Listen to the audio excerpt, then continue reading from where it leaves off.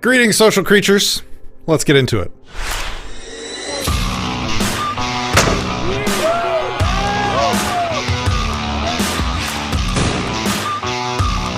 He has a plan, she has a plan, and you get to pay for it regardless. The best way to get someone motivated is to stand for something strongly, deeply, passionately. Subscribe to Disenthrall. Do as you're told.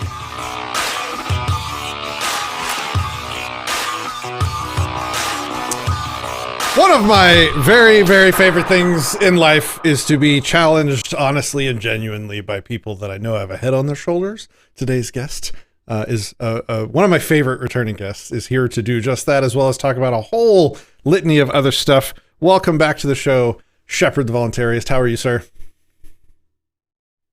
On Patrick, I appreciate it. I had you muted there. Sorry about that. I haven't done a show in like months, so I'm going back to my terrible roots, I guess. I was singing a beautiful song, and it sounded wonderful, but I'll just, instead of singing it again, I'll just say, thank you. I look forward to the show today. Awesome. All right. What's up, guys? It's been like 2 months or something since I've done a live stream. One of the last streams that we did was the big Mark Passio marathon.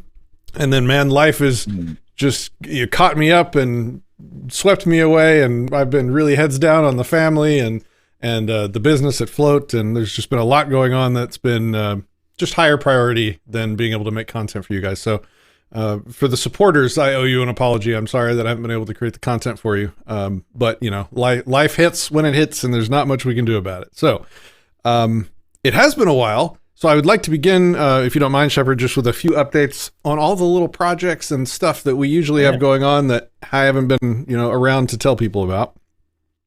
So the first one is I want to give an update on Voluntary Virtue, the 501 nonprofit that we're working on starting. We're still waiting on the 501c3 filing or whatever. That's probably going to be a long process, but I don't see why it won't be approved. It's just a lot of hoops that we have to jump through. But we have had quite a bit of donations come in over the several months since we kicked this thing off. And we have had, it's kind of crazy, kind of took me off guard. I wasn't expecting it to work out like this, but we got a lot of donations and not a lot of recommendations for people to help with those donations. So the struggle is kind of the opposite that I thought we'd have. I thought we would be struggling to get enough donations to help people, but honestly, because we have sort of strict rules on how we can find people to help, it's actually kind of difficult to find people.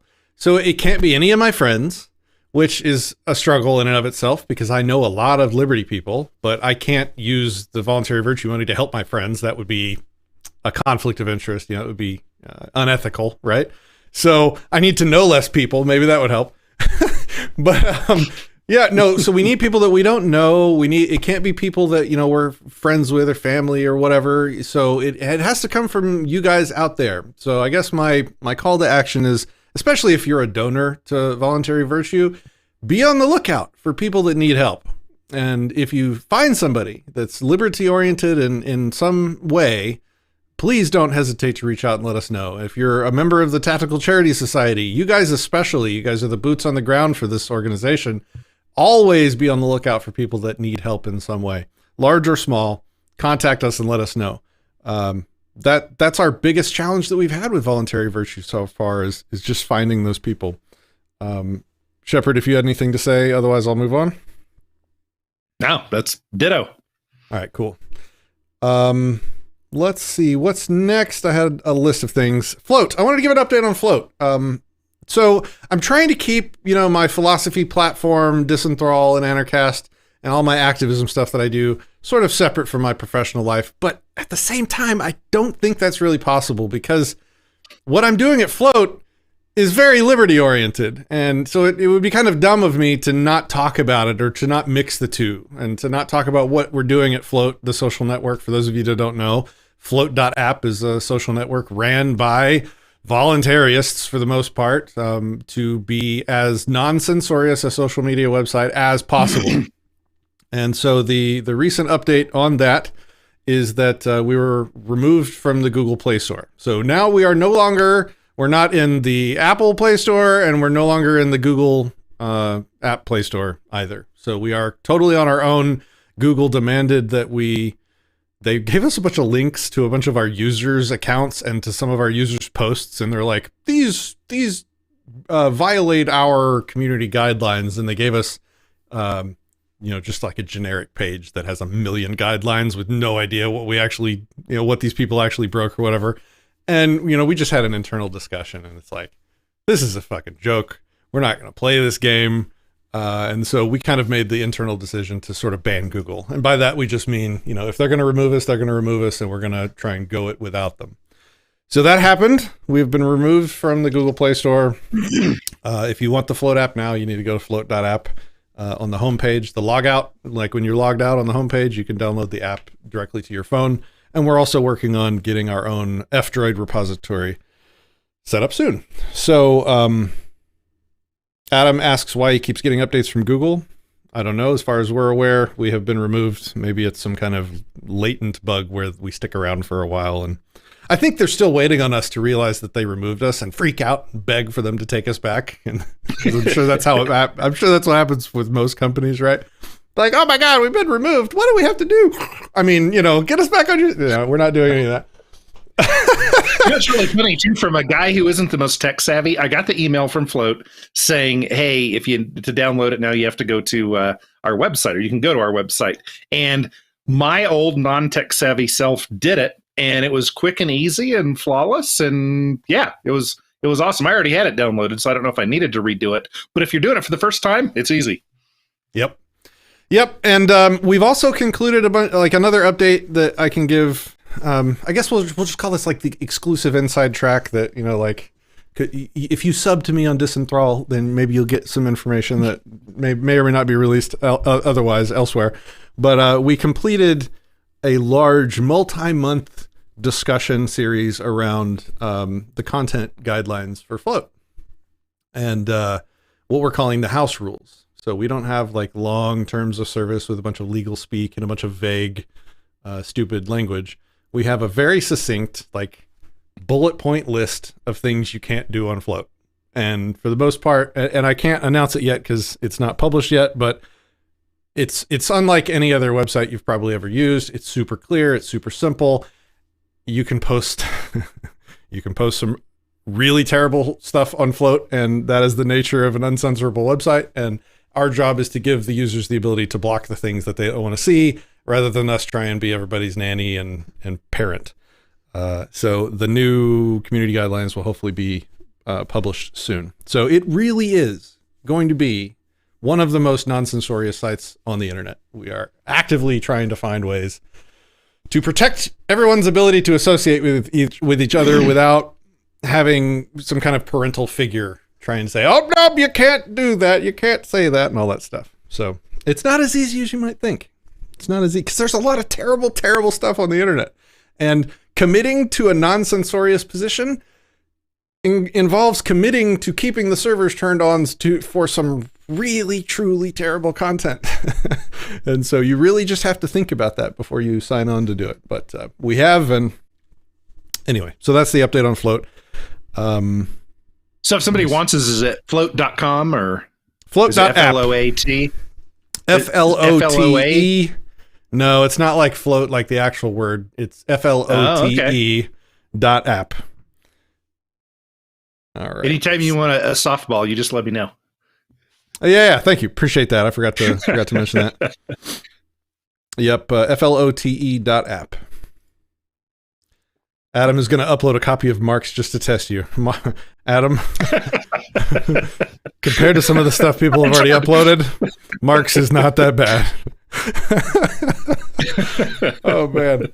Yeah. So, what's next on my list? Matrix server. Update on the Matrix server. Some idiot bot creator has been spamming the server with a ton of fake accounts. Causing a lot of trouble. So for now, I just want to let you guys know that in general, the Matrix server is the alternative to our Discord server where we have sort of freedom of speech in our communications. I have turned off new account signups to our Matrix server, so you can't sign up for an account anymore. And we're really kind of putting the Matrix server in a holding pattern because the technology just isn't there yet. We're not getting a lot of users in there just yet. So I'm still going to pay the bills on it. It's like $65-$75 a month or whatever for the server, and that's fine. I'll keep paying for it until we have a better alternative. There is a better alternative coming out soon called Code Siren. I believe it will be an end-to-end encrypted, think Signal plus Discord plus Google Drive, sort of all wrapped into one. So it'll be like a community communication file sharing video chat kind of thing. It's looking amazing. It's built by a guy named Aija, who's running a company. He built a piece of software called Demon Saw years ago, which was some amazing end-to-end encrypted file sharing software. So he's definitely qualified to make some seriously private-oriented communication. So we're going to keep the Matrix server around for a little while longer, and then as soon as Code Siren is what he's calling it is out, we'll probably switch to that. Woo! Okay, that concludes my updates. Sorry about that, Shepard. Oh, no. Okay, cool. So, Shepard has this awesome list of things to talk about. I want him to lead with the challenge because he wanted to accuse me of being a social contractor or something like that. Yes. So yes. Why don't you kick that off? Okay, so if it's okay with you, I would love to put words in your mouth and tell you what I think you and the Disenthrall crew believe, and then I'll do it briefly, and then if you would correct me and tell me where I'm wrong or slightly mistaken or blatantly wrong, then that might clear it all up and we agree that we've agreed all along. So as I understand it, and I don't know if it's right calling it the Disenthrall theory or the Disenthrall thought or worldview, but the world, everything in the world exists in a state of nature. And this includes bales of hay and rocks and trees and people and violins and everything else. Everything is in just its natural state, the state of nature.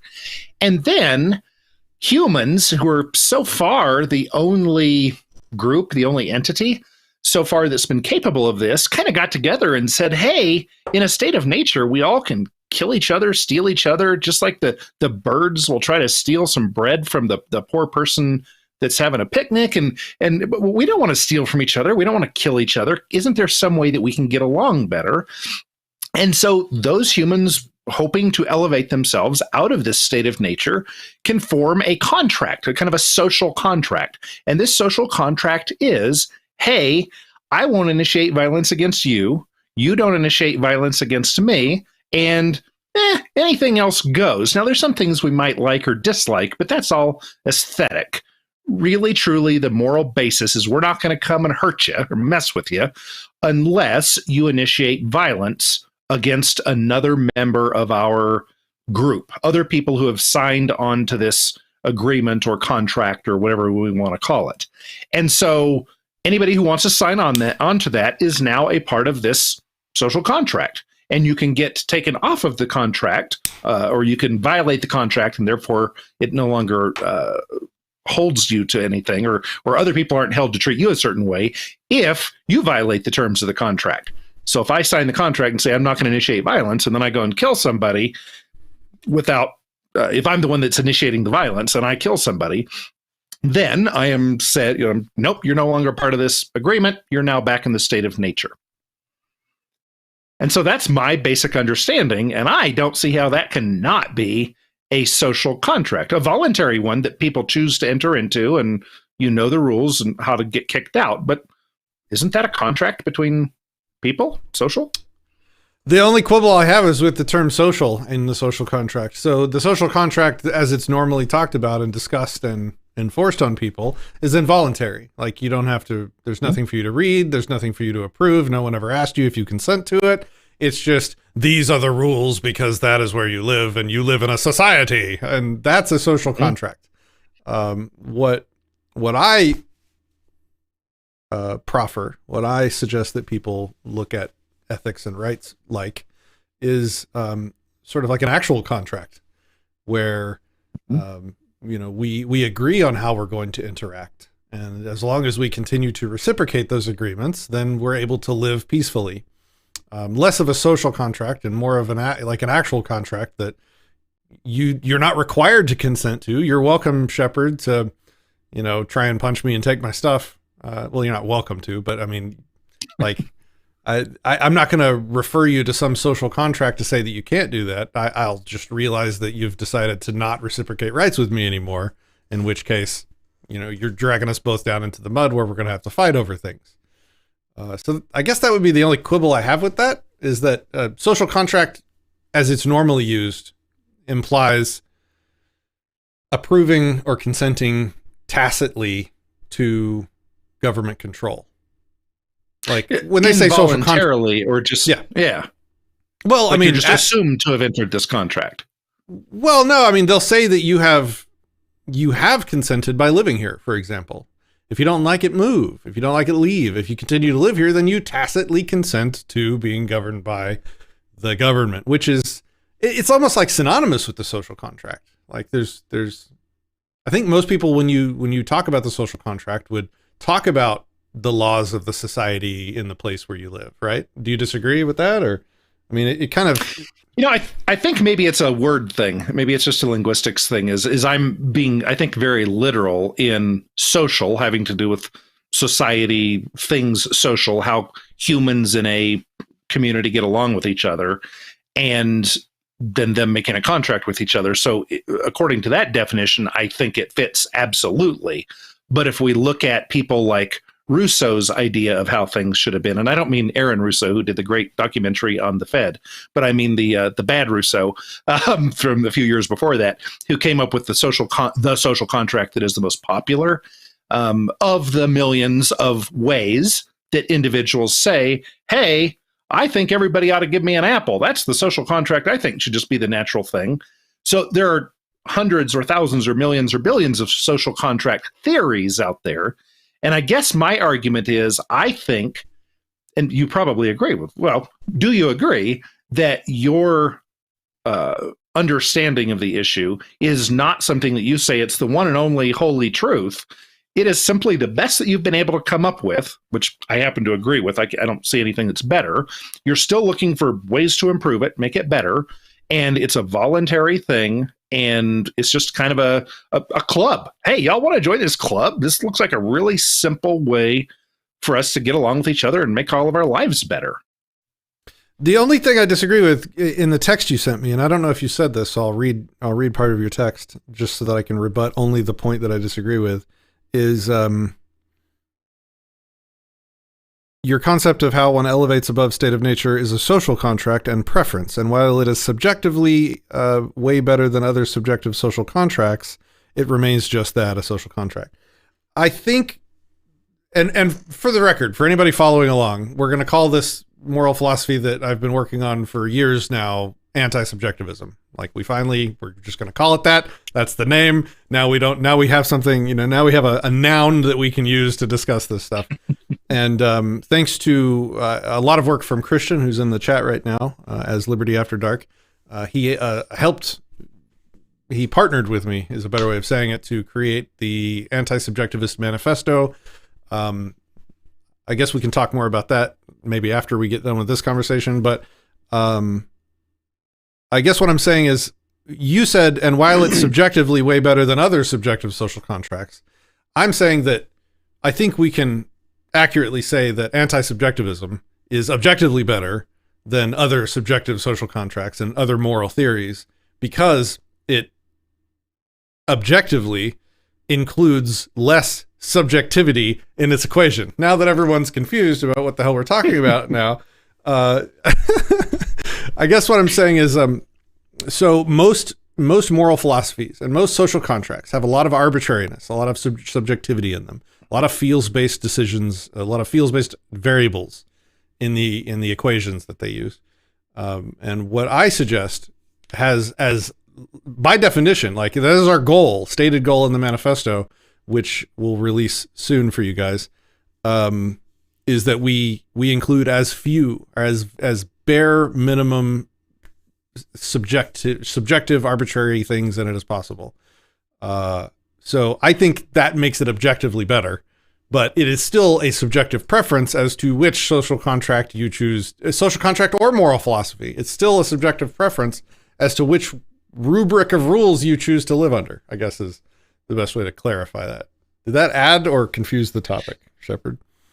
I think that, and maybe it's because of my bias, I am very biased to like things that are objective. And so to me, that makes good sense and I love it. To somebody who is more of a unicorn loving feels person, then perhaps the objectiveness is not a positive value. It's a negative value. But to me, I like things that are objective. And so to me, I would agree that what I've heard so far, not having read the manifesto, but everything I've heard so far, I have not seen better. And I've tried to argue with you each time that I find some part that even if it's just a word game, like I think this is it social or is it a people contract or is it a human contract or a society contract, whatever that is, I think at the heart of it, we're on the same, we're seeing things the same. So I would agree with what you've said. I don't think I have a problem. And I think my big problem was if you were saying, no, this is we found the big thing. This is the one only truth. Oh, and yeah. This is the contract that all humans need to enter into. And I don't think you've ever indicated that, but I just wanted to kind of clarify that you're just saying, hey, this is Club 123 ABC. Who wants to join? We think this is the best club ever. And to that, I say, that's awesome. Amen. I want to be in that club. Until we can find morality woven into the fabric of the universe, I think that's where we're stuck. We're stuck trying to apply our reason and our faculties to come up with the best, most consistent, least arbitrary system of human interaction possible. And I think as voluntarists, and dare I say anti-subjectivists, I think we found it finally. So I sent you the manifesto. I sent you an early access copy of the manifesto. Yes. So I won't pretend to have read it yet. I just opened it and haven't read it yet. No, it's fine. It's 10 pages. So it's not like we've put together a 300-page book to try and explain a moral philosophy. Yeah. It is so simple, as we've discussed on this channel for months, that it's 10 pages to explain it. Now it'll take a lot more to kind of go into the applied sciences of it, so to speak. But yeah, I'll probably read it into the book club episode on Disenthrall here in this next week and just make the announcement. And then I will have Christian on and we'll probably have a show about it in a week or so, maybe next weekend. We can do that. So I'm looking forward to that. That'd be great. If you had more content, Patrick, and you have good reasons for not having had it, but if you had more content on, I wouldn't have to get in touch with you and say, hey, man, I want to have my geek time of talking about philosophy. If you're not going to provide me with content, I'm going to have to be the next best thing. So, yeah, I can't wait till you guys get out and talk about it. If you hadn't done it, then we would not be having a show right now. It's just been so crazy. I appreciate your effort in helping build this out today. So, okay. Yeah, thank you. So I guess the last thing I'll say is, I guess that's it. We covered the anti-subjectivism. We'll be doing, book club soon, followed by an episode with Christian on that afterwards. May I ask one more question? Yeah. And this wasn't part of the notes I sent you, but it's in a book that I'm writing. My wife finally heard it, got me on track for how I wanted to do this. And I was writing this morning and I thought, hey, I should run this by you and maybe other people benefit from it as well. This elevation out of the state of nature, is it something that when we run across a stranger, we assume that they are a member of the club until they prove otherwise? Or do we assume that they are not a member of the club until they prove they are? Or is it an individual choice? The game theory of it works out such that it's in your best interest to treat everybody around you as if they do reciprocate and keep a watchful eye on them just in case they're one of the people that don't, right? Because if you open the relationship by not reciprocating, well, even if they were a person that would reciprocate, they no longer would need to because you open the relationship in a coercive way. So the default position, game theory wise, is just, hey, treat everybody as you want to be treated. Reciprocate rights with people. Try and be a good person, and you'll have the most success in finding other people that want to do the same. But, you know, always be cautious and always realize, this is the big thing that I've been talking about for years on this channel, is like, realize that there is no objective morality. Constitutions don't protect you. You know, the social contract doesn't protect you. Anti-subjectivism doesn't protect you. It's up to each individual person they interact with to determine, you know, are they a good person? Are they reciprocating rights with you? Or are they a state of nature creature, which just means, you know, a violent asshat or whatever. So you're not protected. You have to protect yourself. So there. Thank you. Yes, sir. The last thing I wanted to say is, I wanted to thank Christian again for helping me with this. I am more of a in my head thinker, and I'm a talker. I'm not a writer. I've struggled a lot with actually writing things. I've sat down to try and write a book several times. It's just not how my brain functions. At least I haven't figured it out yet.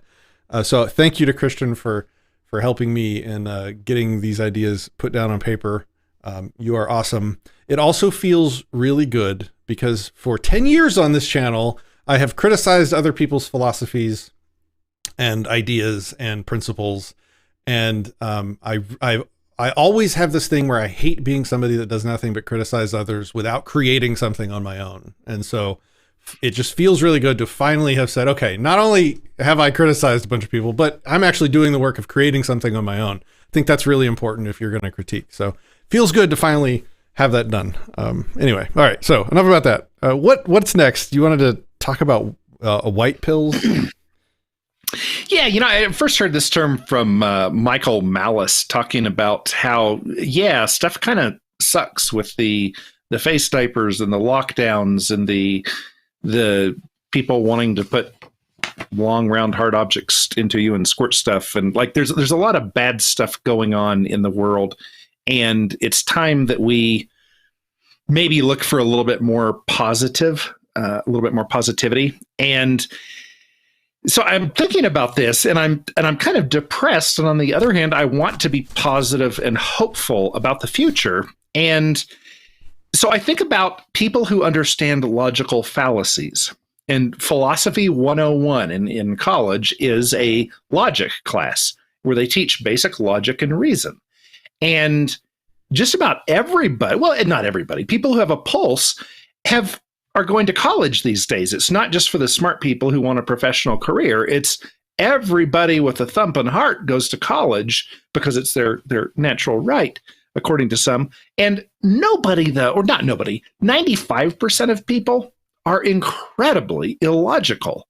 And so I put out a book, or I put out some video content, or some podcast content, or I see that someone else has, or I see this brilliant quote, or there's some arguing on social media, and some, you know, could be fun and constructive arguing.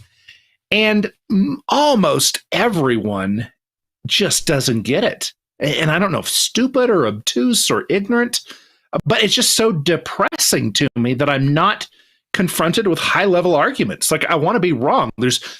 I'm not that smart of a dude. I applied back when I was applying to be a cop. I took a different afternoon and I took the test to be in Mensa, and they sent the nicest letter back saying, "Sir, please don't waste your time," in essence. So I'm not the smartest guy in the world. I'm not. I think they got it wrong. I can be proven wrong. That's what I thought. Amen. Let's write them a very strongly worded letter to their manager, Karen.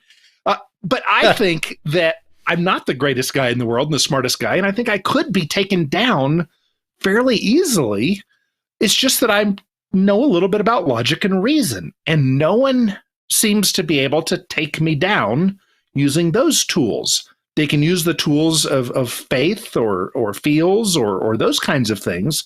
But since that's not really a language that I speak or something that I understand or care about, I want to be taken down by folks, and people can't. So I guess it's a long way of kind of being sad and saying, why aren't people smarter? Why don't they care? Why don't they learn? If every human being learned 3 logical fallacies and knew them well, like, the world would be twice as good of a place as it is now. I don't know that those numbers are exact.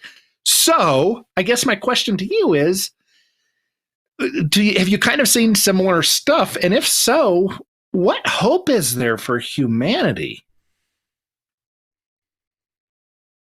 All right. Well, that was a good talk. So my next topic. Yeah, thanks for bringing up that black hole of despair. Of white pilledness, yeah. So like, it's not just the intelligent people. Like, most of the intelligent people are wrong about a lot of the stuff that we talk about on this channel too.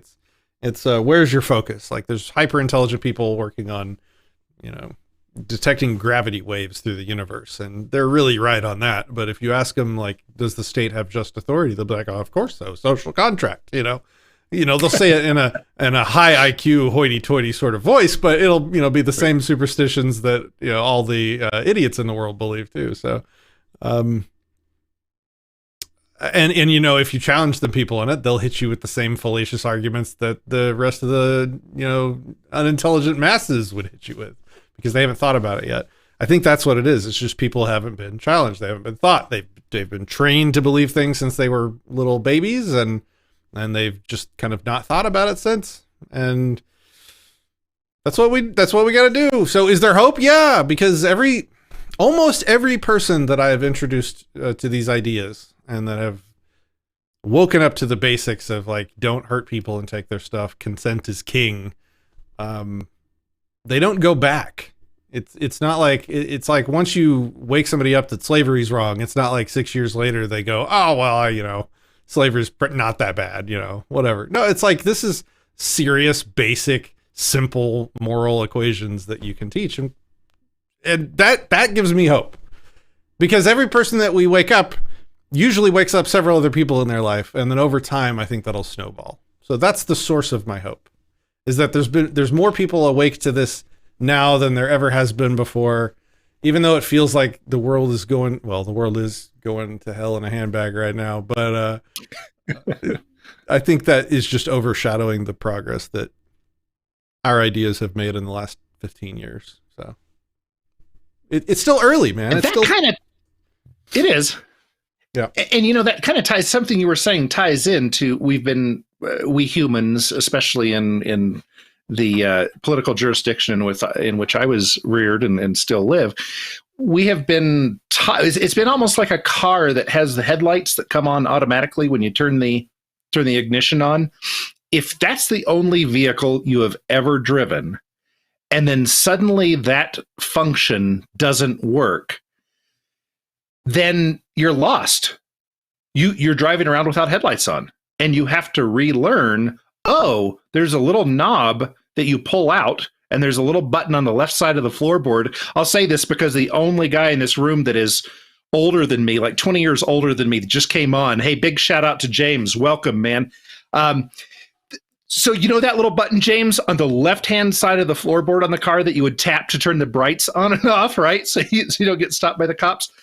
That isn't part of our society anymore. We are all so used to turning the ignition on and the light comes on, and that's all there is to it. And so I think the capacity of humans to overcome, you take some little kid and you put them through the crappiest childhood. They're beaten, they're abused, they have no money, they have no opportunities, everything is bad for them. And then you watch this little sprout of a human being. I guess maybe it's all nature. You watch this little sprout of a seed on the side of a mountain rock face. You watch it grow into a tree and survive and cling and hang on. And that's what I see with humans, is like, you knock the crap out of us. You put the Jews through the Holocaust, and the gypsies and the homosexuals and the other Polish and the other people who were victims of that. You put all these different people through all of the crap, and then they come out and they come out on top. You give them a couple years, a couple decades, and all of a sudden, boom, we're back on it. And like, that's my big hope, is that if some things go wrong, all of a sudden people are going to say, oh, wait, there's a little knob I have to pull out on my dashboard to get the lights to go on. And now we can see the light again. And so that's kind of my hope. That's my hope, is that we have the capacity. I would say, like, luckily evolution has our back with providing most people with a strong intuition as to how to get along with other humans. Just as social creatures. That's why I opened by calling everybody social creatures, because that has gotten us 80% of the way there. It's only in the edge cases where intuition leads you sideways, where higher order thinking capabilities may help, and not everybody has those. Yeah. Liberty After Dark says, what did he say? Welcome to the era of postmodernism. Yeah, it doesn't help that we're going through a phase where all the people that have been coming out of college for the past 10 years have been trained to reject rationality to a large extent. So we're definitely going to go through like a, you know what? I talked to the guy who used to call himself Vin Armani. I forgot what his new name is. He renamed himself. But he called it the dim age. So it's not a dark ages. We're going through a dim age right now. So, I think that's a good characterization of it. Adam says he could see Shepard being chosen as Time Magazine's nicest guy of the year. Isn't that the truth? That's so nice of you. Thank you. He's the Mr. Rogers of voluntarism. There you go. There you go. So I don't know. I'm definitely not feeling super hopeful right now, but it's easy to lose perspective. It's easy to not stay zoomed out and realize that, the arc of time is still leading towards liberty. It's only when we're zoomed into a shorter time frame, 10, 20, 30 years, that it's looking kind of bleak and maybe the line's going in the wrong direction. Yep. And I do think in the long run, we have a good chance. It's going to take a lot of people working really hard and playing well together and spreading the word. But if enough of that is done, look how well Christianity's done in 2,000 years. Look at some of the other big belief systems.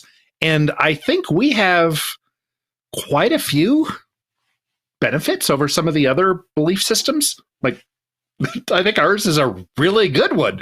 Hey, let's not hurt each other. You do you, I'll do me. Let's go out and be cool and work hard and make a good life. I think that could work. So, also, yeah, I don't know. Overall, also, positive. In 30 years, libertarianism, broadly speaking, has gone from literally no one to 5 people to guys. Think of where we're at right now as a movement. Right, we have one of the best competitors to YouTube right now. Odysee is run by principally libertarian people. We have a social network in Float run by principally libertarian people. We are actively building structures in society that are based on our principles. In only 30 years from zero to that's really fast. That's explosive growth, in my opinion. So, all right. Amen. What's next, man? What's next? Where do you want to go? Okay. I wanted to chat about which person is to blame. And this is just something that I've been noticing we've recently, my wife and I have moved to a different county. And as new residents of that county political government jurisdiction, we've done things like registering vehicles and getting the property tax thing. And I got a jury summons the other day. And something I'm noticing from this county is almost everything is prefaced with, every letter is, we are required state statute to ensure that you blah, blah, blah. That your kids go to school between ages 7 and 16, that you pay this amount of taxes based on this, that you do this, that you do that.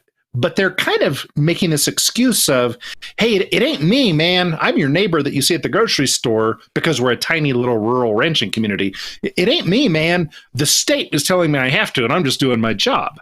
And so I've thought about over the years how smart they have been to not have anybody that can really be blamed for something. And I just thought of the example of somebody who is some radical extremist. And I'm trying to think of a popular name that would,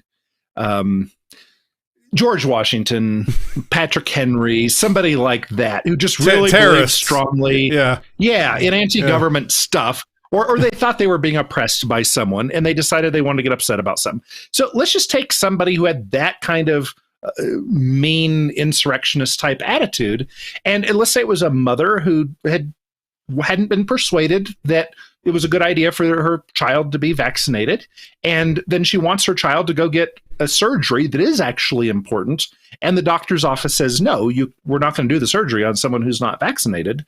And the mother gets really, really angry, and she says, I want someone to blame. They, whoever they are, have done a very good job at hiding, because you can't blame the doctor, because the doctor is bound by the state board and by the hospital for whom she works. So you can't blame the doctor, not the doctor's fault. Doctor's just doing their job. You can't blame the medical licensing board. They're just following the national licensing board and what their recommendations are based on the World Health Organization and other blah, blah, blahs. You can't blame the national board, because they're just making recommendations that will help keep their members from losing when there's litigation. They're just trying to, protect themselves and their members. Well, you can't really blame the attorneys. They don't make the laws. We can't blame the lawmakers because they don't make the laws, or they make the laws, but they don't enforce the laws. So you can't blame them. We can't blame the cops because they don't make the laws. And they've done such a good job of hiding so that there is no human being who you can walk up to and you can say, this huge evil cog with 38 spokes, or not spokes, cogs. I'm going to go to that cog and I'm going to say, you're a bad cog. And that cog is going to say, no. My job's just hooking up the gas line. And you go to another cog and say, you're a bad cog. And he says, no. I just throw people of a certain type into the oven. And then you go to the next one and you say, you're a bad cog. No. I just flipped the switch. And so those three people each played an important part in a horrible Holocaust. And yet each of them can say, nope, just doing my job. Hey, I know Nuremberg trials, but there's remains this brilliant system of delegating blame to other people. And I was part of that system. And it's an interesting thing. Who do you blame? Well, I'm mad as hell. I'm going to go do something about it. Okay, where are you going? You're getting in your car right now. Got it. You're going to turn the ignition on. You're going to turn your headlights on. Now, where are you driving? Who are you going to go and chew out?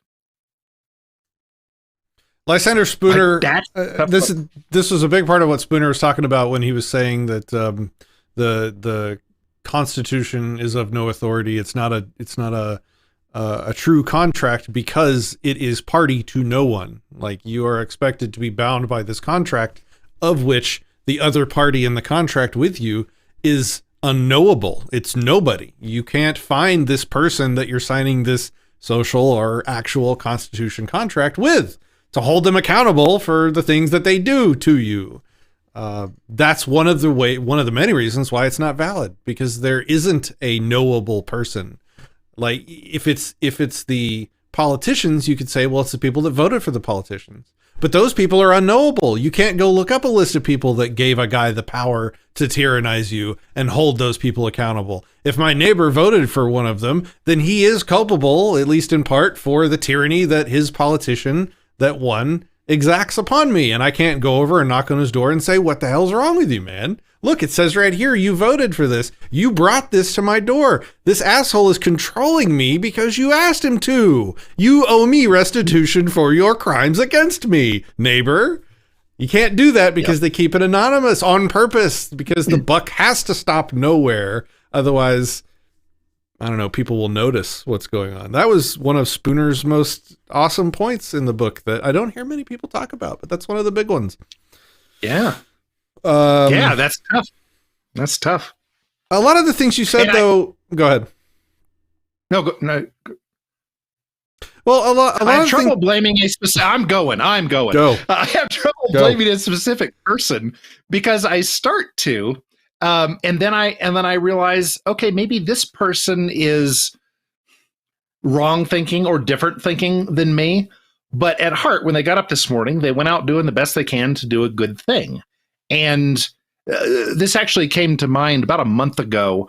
I was driving along at night and I came upon a pickup truck with a trailer behind it, and the guy had spun out on ice and the trailer had rammed into the snowbank, and there were hundreds of 5-gallon buckets of cleaning solution that were littered all over the place. So I pull over to help him, load him back up, get him unstuck, whatever I can do to help. And I'm there helping him, and we're both kind of talking about, holy cow, let's get this done before the highway patrol comes along, because they're probably going to have all kinds of laws that it wasn't strapped on properly, you didn't get enough sleep, and blah, blah, blah. Let's get all this done. Another Good Samaritan stopped by and was helping.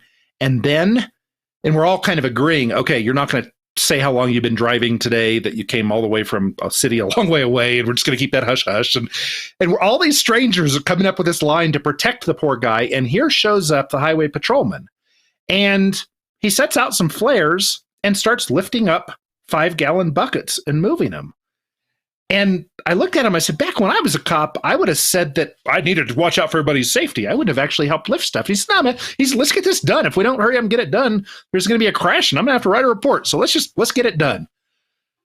And it's like, wow, that dude an hour ago probably victimized someone who did something that people in suits didn't like driving over the speed limit or something like that. But at that moment, that dude was being a real cool, he was a third Good Samaritan. He was the only one getting paid, but he was just being a cool country dude getting stuff done. And so when I decide to blame somebody and get mad as hell and go drive and choose somebody out, well, I don't really want to go to his house, especially in this kind of circumstance where it was his choice. It wasn't a thought out thing, like having school resource officers. It's a propaganda method to get children to love the government. But this was just kind of a spontaneous dude doing the right thing. And so I see those examples every now and then, and I think, gosh, who do I hate? Well, I mean, a lot of the stuff in your example, I don't think is actually something that people would be actually culpable for in like a criminal or legal or otherwise manner, right? Like if I convinced my neighbor that he shouldn't, and he was a dentist, my neighbor's a dentist, and I convinced him that he should never do tooth extractions on days where it rains, let's just say, right? And, let's say that you went to him trying to get a tooth extraction and he turned down your business because he was convinced of what I taught him, that he shouldn't do that stuff when it rains or when Mercury's in retrograde or whatever the, cockamamie garbage, whatever that people believe, right? There's no victim in that interaction. Like if the doctor is convinced of nonsense and he disassociates or refuses to associate with you based on his false beliefs or just beliefs, it doesn't matter what his beliefs are. He has the right to not associate with you for whatever reason he wants. And so just because he's not associating with you, you're not a victim. And I think that erases a lot of the links in your example that you gave. Like if a doctor is convinced of COVID and the need for you to be vaccinated before he does a procedure on you, and he disassociates from you or refuses to associate with you by selling his services to you, you're not a victim. That's just him exerting control over his property and his body and who he associates with. And you don't have a right to his services. That's the only point I wanted to make in your example, is that a lot of especially lately with this COVID stuff, a lot of people have been misassociating or misunderstanding what it means to be a victim. You don't, if a grocery store doesn't allow you on their property without a mask and a vaccine passport, you're not a victim. That's their property and it's their store, and you don't have a right to go in there. Are they dumb? Yeah. Are they, people that I would disassociate from loudly and make sure everybody knew that the store was doing that stuff? Absolutely. But you're not a victim. You don't have a right to the services of everyone around you if you disagree, even if society at large is under a mass delusion, as we're seeing right now to a certain degree, right? Like if everybody believes you shouldn't provide services on rainy days, then you're just surrounded by a lot of idiots. You're not a victim. You don't have you can't enslave them just because you think their beliefs are false, even if they are false. Yeah, that was the point I wanted to make. As unpopular as that point has been, because that point's been very unpopular on Twitter lately. Yeah, that's a good point. That's a very good point. And at some point, Patrick, I'm seeing some comments having to do with the truckers in Canada. If you're interested in chatting about that at all, I would be interested in a couple minutes on that if at some point you're interested. A couple minutes on what? The truckers in Canada. Oh, I have not been following it closely. I've been really heads down at work lately. We have a lot going on at Float. We have rewritten our entire website from the ground up. Like every single line of code when we release this thing is going to be new and different. And not only that, awesome. but we're going to be releasing the new version in the next 3 to 5 months on a new host that is going to be censorship resistant. So we're not going to get our upstream providers taken down. Anyway, it's been a ton of work. So I've been very detached from reality this past couple months. So I know very little. I guess what I have seen has been cool to see. I love seeing people resist. I wish people weren't begging government for freedom. That's one thing I wish, because you don't get freedom by begging. You get freedom by taking freedom. But look, a lot of people are indoctrinated and they think that they can get freedom by begging. And I think if freedom comes out of this, it's going to be because they escalated with the government to the point where the government starts hurting them. And people see the truckers get hurt by the government, and that causes people's faith in the just authority of their government to drop. And that faith dropping is what actually effectively reduces the power of the government. The government's just authority literally flows from people's false belief in it. And so if you can reduce that belief, even by like taking a note out of Martin Luther King's playbook, right? Where he has the marches up the street, even though he knows that when the black people march in the street, some of them are going to get their asses beat by the racists back in the day. Well, other people seeing peaceful people get attacked changes the hearts and minds of the people watching that stuff happen. So if anything comes of it, it's not going to be because they begged the government and the government heard their cries and said, oh, well, the people demand we change. No, it's going to be because the people watching what happens the government will have a choice. Either we change our policies to appear to remain legitimate in the eyes of the people, or they lose legitimacy. Yep. Yes, and I haven't been following it closely, but that's kind of what that's one of my frustrations, is that I think many of the people who support this movement are saying these people are fighting for freedom. And in fact, unfortunately, I think they're doing the best they can based on what they know. Until Larkin is able to get 1 million copies of Most Dangerous Superstition passed out to what the corporate media says are 13 people protesting, or what the Canadian truckers say are 10 million. So they're somewhere between there. I don't know what the numbers are. But until all those people get copies of the Most Dangerous Superstition, I think what the truckers are really saying is, hey, government, we recognize that you are there. We recognize that you're in charge. That's cool. Our children will go and die in foreign wars if that's what you tell them to do. You can steal money from us every year. You can steal money from us when we fill our trucks up with gasoline. You can make us get licenses. You can rule us in many, many, many, many, many, many different ways, and you can take money from us. But we really, really, really don't like this one thing that you want us to do. So we'd like you to stop doing that one thing, which I happen to agree with, but we want you to stop doing that one thing and just get back to oppressing us in all the other ways, but just leave us alone on the masks and the vaccination thing. And I think that's what's really being said, really, truly. And I wish that the truckers had that deeper understanding of, no, not only are we not going to wear masks or get vaccinations, but we're not going to pay your extortion fees, and we're not going to get your licenses. Whoever ends up owning the roads will do whatever's necessary with that owner to be able to drive on them. But I wish there was a deeper understanding. That's something that I keep noticing.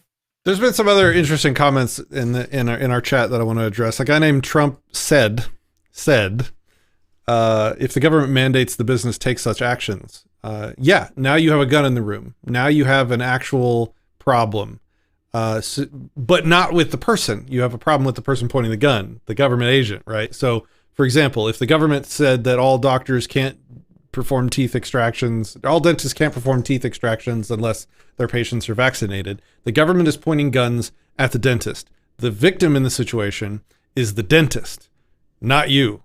If the dentist succumbs to those threats against his life and safety and bank account, he is the victim.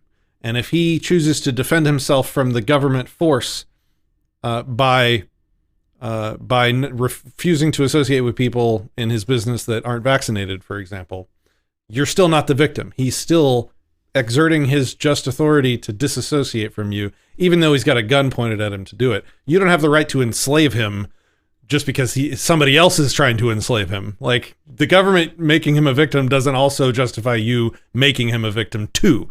Now you just become an extra aggressor against the dentist. That's a nuanced point that drove some people nuts on Twitter recently, but I think it's worth pointing out from a principled perspective again. For those of you watching, if you got what Patrick just said, that shit's brilliant. Like, kudos to you. Go get another non-alcoholic or alcoholic glass of wine and toast yourself, because that nuanced stuff, like, that's the geek level philosophy stuff that, man, I love. You and Christian and James and Ryan and Kaysen and all you brilliant people, like, that's the kind of stuff that makes me just go, yeah, hey, I didn't think of that. Amen, brother. So thank you for that, by the way. Awesome. I'm so glad somebody appreciates it. AnCap Gamer, thank you for the Twitch sub. I turned the Twitch stream back on. I don't have any of the stuff set up anymore because I really am not a fan of Twitch, but I figured we do have some followers over there, so I turned the stream back on to Twitch. So I apologize for not seeing that you subbed. Thank you for your subscription over on Twitch. I appreciate it. There's still a lot of good comments here. I'm still catching up on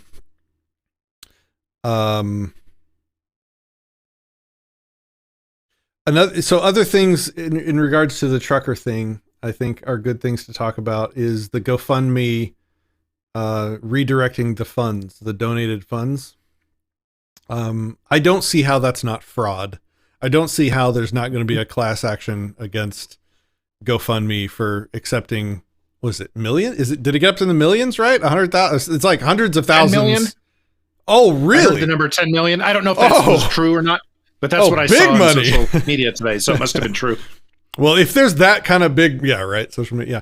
No, if there's that kind of money involved, then some lawyer is going to take a class action case to represent those people just to get it 60% of that money. Yeah, for sure. But yeah, no, I don't see how it's not fraud. I mean, maybe it's not fraud if they have it in their terms of service and they probably do, that if they deem it to be a violent cause, that they can redirect the money to charities. And if that's the case, then it's the donor's bad for using that website that's going to do disingenuous shit like that with your donated money. Demand better platforms. They're out there. There are crypto donation platforms where the money goes to where it's supposed to go, whether or not the website doesn't have control over it because it's crypto. Like, you send the money and the crypto appears, where you want it to go, and that's the end of it. These websites do exist. GoFundMe has a long history of problems like that. I would never use GoFundMe for anything that I thought might be politically contentious, because they do that. So people shouldn't have used them to begin with. Relegate GoFundMe to raising money for your birthday party or getting your emergency medical bills or something from your friends and family. This is not for anything protest oriented. I can't say that it's fraud because I'm sure they have some bullshit language in their TOS that you agree to when you use them that allows them to do what they did. I still bet there's going to be a class action. I still bet there will be. And no, and even if it is in their TOS, it's still despicable. Like, that's just shitty. Yep. Just on. Okay, so I love this. I gotta read it. Restream bot. This is gold. GoFundMe just taught Canada about Bitcoin. LOL.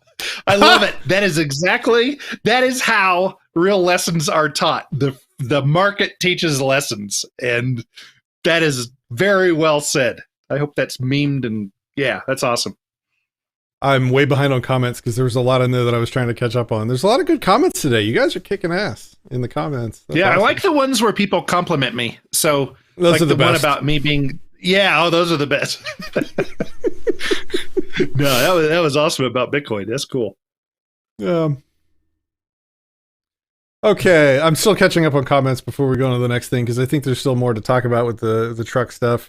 I made a controversial objection on social media that people didn't like to the trucker thing, and it went slightly, it blew up slightly.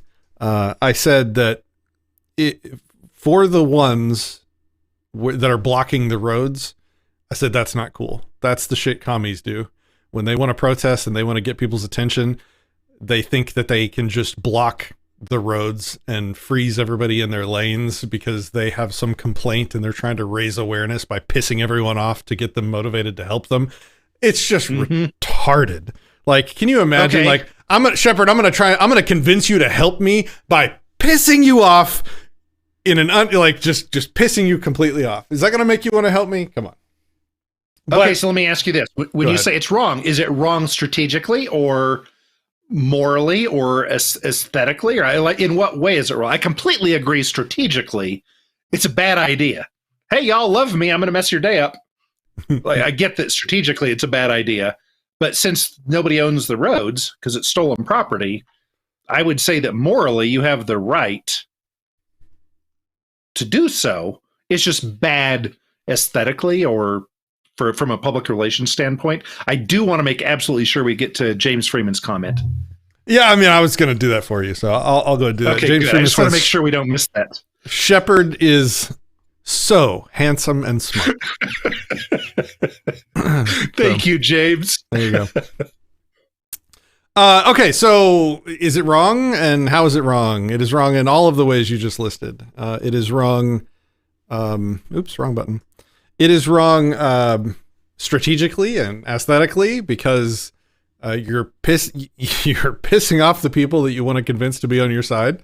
It's dumb. Like the commies like a year and a half ago, and I got into a debate with a commie that did it. They blocked off I-75, which is one of the major arteries in the Dallas-Fort Worth area where everybody commuting to and from downtown Dallas to work is on 75. And they just turned it not just into a parking lot, they turned it into a prison because, I mean, this is a highway with, big concrete walls because they've dug the highway down into the ground so that there can be overpasses for the feeder lanes and all that stuff. And so they just blocked that MFR off and thousands of people instantly imprisoned. Like, they cannot go anywhere. They can't back up and go away. They can't drive forward. They can't get on the shoulder. It's all clogged. They have been abducted effectively in their car. That is aesthetically and strategically fucking stupid. Yes. And it is immoral. You do not have the right to imprison me. You do not have the right to imprison me just because you want to make a point on some road. You can exist wherever you want with your property, but you cannot control other people with your property. So that's my position. I don't know. This could be let's get into this. I like this. This was unexpected. Who owns that roadway that has walls on each side? It is most likely unowned would probably be the best way to say it. Okay. So do you have a right to travel at a certain speed without being impeded on unowned property? And if you do, then imprisoned is a good term. If it isn't, then it's going to piss me off. It's wrong aesthetically, it's wrong strategically, but that's a risk you take. Somebody stole a bunch of money and paid people to build a road, and then now you want to go and be on that property? It's not. I'm getting geeky and technical. It doesn't even have to be a road. It could just be you walking through an unowned field, and if I block your way and don't let you pass, I don't have the right to do that. I don't have the right to control where you go on property I don't own. If it was my road, I could shut it down whenever I wanted, but it's not. It's unowned. It's not mine. It's not the people blocking the road's right to control how the road is used, nor how your body and your car is used. Okay, let me ask you this. If I want to stand in the unowned property like this, and the physical action you want to take is walking along, we're both taking physical actions on unowned property. Who has the higher right, higher claim? The other analogy that I would summon to back me up in this debate would be homesteading. So Walter Block makes this argument when he talks about, for example, common areas like sky lanes, the lanes where planes fly every day, right? They don't just fly randomly through the air. There are very well-established lanes in the sky, altitudes and GPS courses that they fly. You could easily say that these companies have homesteaded, at least to some sort of easement sense, these sky lanes. And if one of these sky lanes is over a property that you buy, you can't then say that because you bought this square of land that you also purchased the exclusive right to control the sky above the land that's already been in use by other people for decades. I would point you to that same sort of argument for the unowned, easements that are these large highway arteries that people use to commute every day. A plane couldn't start blocking one of those skyways any more than a person can, cross their arms and block one of these highways. That's what I would say. That got through to me. That registered. Good. I like that. All right. I hope so. When you were saying the really smart, when you were saying the smart intellectual stuff, I was like, no, that's not a good. And then you said, oh yeah, one plane can't just stop and hover there and cause the rest of them to crash into them. They've been flying there for 30 years and kind of claimed the space. Like, okay, that makes sense to me. Yep. Let me, Axel says they can walk though, right? Well, I mean, you're still controlling their car property. I don't think that resolves it. You don't get to steal their cars by locking them into the road. All right, cool. So that was fun. I like that. I like unexpected stuff popping up. Another, just to illustrate why it's both aesthetically and potentially like immoral, is I tell this story about, there was this one point about a year into my daughter's cancer treatment where she had no immune system. Her immune system was zeroed out. And we were on this watch. We called it the fever dance. Anytime she popped a fever of a minimal fever, even a minimal fever, when you don't have an immune system, even a small fever is a potential sign of catastrophe in very short order, on the order of 30 minutes to an hour. Oh, wow. I don't know if you experienced some of this with your situation, but we certainly did with my daughter. And so from the time she popped a fever, we had about 30 minutes to get her to the emergency room so they could start an IV antibiotics to keep her from potentially going septic if she had a bacterial infection. And so I remember this one time she popped a fever. This happened a lot. Unfortunately, it's just part of the process of dealing with childhood leukemia. But she popped a fever. We get in the car and we're on the way. And there's this cop that has just decided to block the highway because he was trying to be a public servant or something. And, I go up to the cop and there's no construction. There's no good reason. I think he was just asked to block that entry ramp to the highway or something. And the whole thing was backed up and we're on the clock for the life of my daughter in a very literal sense. And I'm like, hey, can we go by? We have a medical emergency. He's like, nope, sorry. And so like, we had to get out of the car. And my wife ran ahead of the car and asked all the people to kind of get out of the way as I drove backwards through traffic to get out and get to the hospital. All this is to say, it's not like a victimless thing. Like if you block these major forms of transportation, you can effing kill people.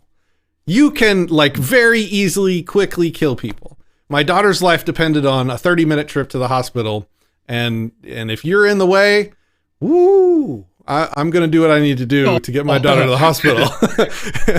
I'm going to completely step out of logical, reasonable guy here and say we both had daughters that have had cancer, and don't even illogical, whatever. Don't frick with us at that moment, please, people. You want to get together with your commie buddies and block the highway because you're, I don't know, pissed off about Black Lives Matter or something. Not today. Not today. Nuh-uh. Yep. And so I'm not even hell as a result, but yeah. and also I think my criticism of the truckers doing that was also overblown, because I don't think that's been a rampant thing. I think they let people through, and it might have been just one circumstance where they were actually blocking the whole road. And as I said, hey, if you want to beg for freedom, just do it in a way that doesn't create victims. It's not that hard. Not that hard. That's all I was saying. Yep. I agree. All right. What's next? Morality of honesty. This sounds fun. Yeah. So, and one of my most important mentors in my life died of cancer a little over a year ago, Carl Watner. And he had the website Voluntarist. He published the newsletter, The Voluntarist, for something like 30-something years. This guy was who I would turn to when I had a serious question. And I would say, oh my gosh, I really want to do this. I'm trying to find a way to justify it. May I please do this? And he would write back and say, I don't know. Are you the kind of person that would punch a child in the face to get an ice cream cone? No. Well, then you don't get the ice cream cone. And he would just have a way of putting things that was so direct and rude and true and honest. And so every time I reread what my thoughts, my notes, I think back to what would Carl Watner say? So with that big shout out to him, and I think he gives me the answer. Is it like, if you have to ask the answer, you already know it? Or if you have to question this, you already know the answer? I think about the rightness and wrongness of using dishonesty to achieve a higher good. And so that would be the means, or the ends justifying the means. And the voluntarist creed, I would argue, is the opposite. It's along the lines of what Gandhi said, which is, if you take care of the means, the end will take care of itself. And so it's kind of a stoic thing as well. Every moment of every day, I will do what is right as best I can do right now. And what comes of it is what must come of it. I'm not going to go do bad things because I think good things will come. So couching that in that, I still want to argue with it because I'm me. I think about the propaganda, the success of propaganda. And I'm in the middle of the Edward Bernays Reader right now, a great new book, just kind of a collection of Ed Bernays' work, the father of propaganda. And I'm reading this and I'm just reminded of how powerful propaganda is. And it is this tool that is used by the bad guys, people who are against humanity, against voluntarism, against people getting to live good, wonderful lives. They use it constantly, and it works so well. And I have read a bit about it, and I know a little bit about marketing from my time in business. And I think I want to get into propaganda for liberty. And then I have to ask myself the question, where are the lines between honesty and misleading slightly? Like I take, for example, the going back to the truckers, all these truckers, everybody's doing the right thing. And evidently one person, from somebody's perspective, I don't know, stole food from a homeless person or something like that. And of course, if you look at the headlines, that's the big news. Well, that's propaganda. So is it morally acceptable for me as a propagandist in voluntarism to find that 1 in 100,000 thing that the government does that really looks bad and pop it up into public view? Is that misleading? Because it is an outlier. I think the struggle would be finding the 1 in 100,000 things that they didn't do bad. But I agree. No, lying is not like strictly an aggression, right? Like lying in a contract to get property from somebody, like saying that you were going to perform a service or to do something like that, taking their property and then not performing the service or not giving them the product that they paid for. Those kind of lies are, typically called fraud, and are a problem. But lying in general, I would say ethically or morally is not in question. The kind of stuff you're talking about. It's just it's marketing and counter propaganda. Now, is it effective? I don't know. I'm not good at that. I'm not a trained propagandist. Can it backfire? Absolutely. In the same way that, like, well, I mean, here's why I wouldn't want to. I probably would. I don't know if I'd want to. I don't think I'd want to do it because it's what has utterly destroyed the reputation of news media. The corporate media has no reputation left because they've engaged in the stuff that you're talking about now for a long enough time that most people are awake to it. Like, their reputation's all time low. Nobody believes this crap anymore. And you can't really come back from that. CNN's not going to come back. MSNBC is, in 15 years is not going to be the paragon of journalistic integrity ever. People just aren't going to. It's dead. It's a dead entity. They killed themselves, and I wouldn't want to risk that. I wouldn't want people to ever associate the principles that we talk about with a lack of integrity.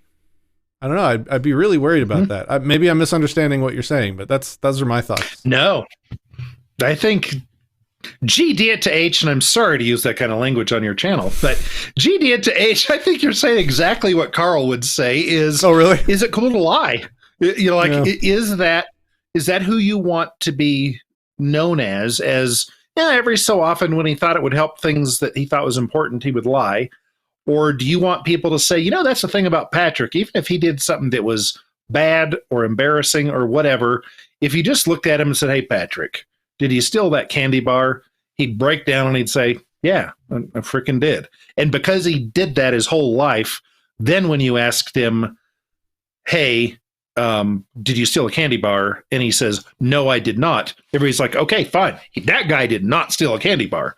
And I think that reputation, which is something I've worked in my community, both my virtual community and my geographic community, that's something I put huge effort into, is being honest. Like, that I'm either going to shut, or where I stand, and I'm not going to go out and start trouble, but I will never lie. I will never be late, or whatever we were going to discuss at the meeting is free of charge to you. I am always going to be that guy, and that's been good for me. I didn't do it so it'd be good for me. I did it because that's the kind of person I want to be, but it's turned out to be good for me. So yeah, maybe that's the truth in propaganda. If propaganda in the freedom movement, if we could use propaganda and get 1 million more people to read Everyday Anarchy by Stefan Molyneux and Most Dangerous Superstition by Larkin Rose and become big fans of your channel, the world would be a better place if 1 million more people did that in 2022. Is it worth us lying in order to make that happen? There's a line in here, and I had this discussion with Kaysen a year or two ago. There is a line somewhere in between lying and defrauding and tricking people and marketing, because I think it's a blurry line, because I was not able to actually define the difference, because in a way, if somebody said, Patrick, are you an anarchist? And I'm like, no, I'm a voluntarist. And that's marketing. That's marketing. True. So would I say that, depending on the person I'm talking to? Yeah, I might use the non-scary word so that they don't immediately get mental barriers up with their with whatever they think anarchy is, which is very likely to not be what I consider it to be. Yeah, so somewhere in between marketing and lying. I don't know where the line is, but marketing is good. I don't understand it. I consider marketing like this weird slimy black magic stuff that as I have an engineering mind, I'm terrible at it. So, but yeah, there's a place for that. Yeah. I don't know what the place is, but it's there. I'm not good at that. Well, for those of you watching, please continue to leave comments about what your perspectives are on this, because in all honesty, this is something that I'm struggling with, and I'm thinking about pursuing a number of things, because one of the most important things in my life is promoting liberty, promoting freedom. And this is an area of very strong interest to me, one of my top 3 areas. And I want to make sure I don't launch off on something that's immoral. And if I'm trying to fool myself and justify doing something bad, I don't want to do that. So I will check back every so often to this video and look at comments, obviously on the best video channel ever, Odysee, not on the tube of views. So please do leave a comment on Odysee, and I would love to check back in on it. And then I would like to ask you, Patrick, I'm not going to do the second example because I think the guy that covers it the best, you did an audiobook for Walter Block. What was the audiobook? Defending the Undefendable 2. Yeah, and I'm not sure if it was in 1 or 2, but I think one of his topics was bribery of politicians. Mm-hmm. And this was one of my examples, but it was kind of a softball to promote Walter's book on Audible, because let's support Jeff. We need that guy to get helped as much as we can. But anyway, if you can get a hold of that book, Defending the Undefendable 2, get the Audible version, because Patrick was the narrator, and it will explain why things like bribing politicians, it will defend that wonderful thing in ways that might open up new ways of thinking for you. I've been doing a terrible job of reading comments over on Odysee, so bad me for doing that. Sorry, guys. My Awesome Channel said, Nick, Rakita, and others said to avoid asking for a refund with GoFundMe, instead call your bank and get a chargeback. GoFundMe will have to pay $10 fee for every chargeback. I like it. All right, let's see what else. Outlaw Barber says, as human beings, our ethics is all that matters when we are remembered after we die. James says, we don't have to lie to promote truth, but there's nothing wrong at all with finding creative ways to tell the truth in ways that others can comprehend it. And James is the master of that on his channels, for sure. Dead and Drumming says, be true to yourself, Shepard. Don't delve into the dark arts. All right, cool. Man, what's next? What's next? Okay, so here is a challenge to James Freeman came on and challenged you. No, let me rephrase that. He didn't challenge you. He's seeking truth. He asked about some perspectives on intellectual property. And I don't want to use the word artist, because that's kind of what we would think of intellectual property and content production, but I think that's changed in the last years with the tube of views and other media. And he talked about intellectual property, and we all kind of think about it in certain ways, but and I get it. I get that you can't own an image or a song or a thought or whatever.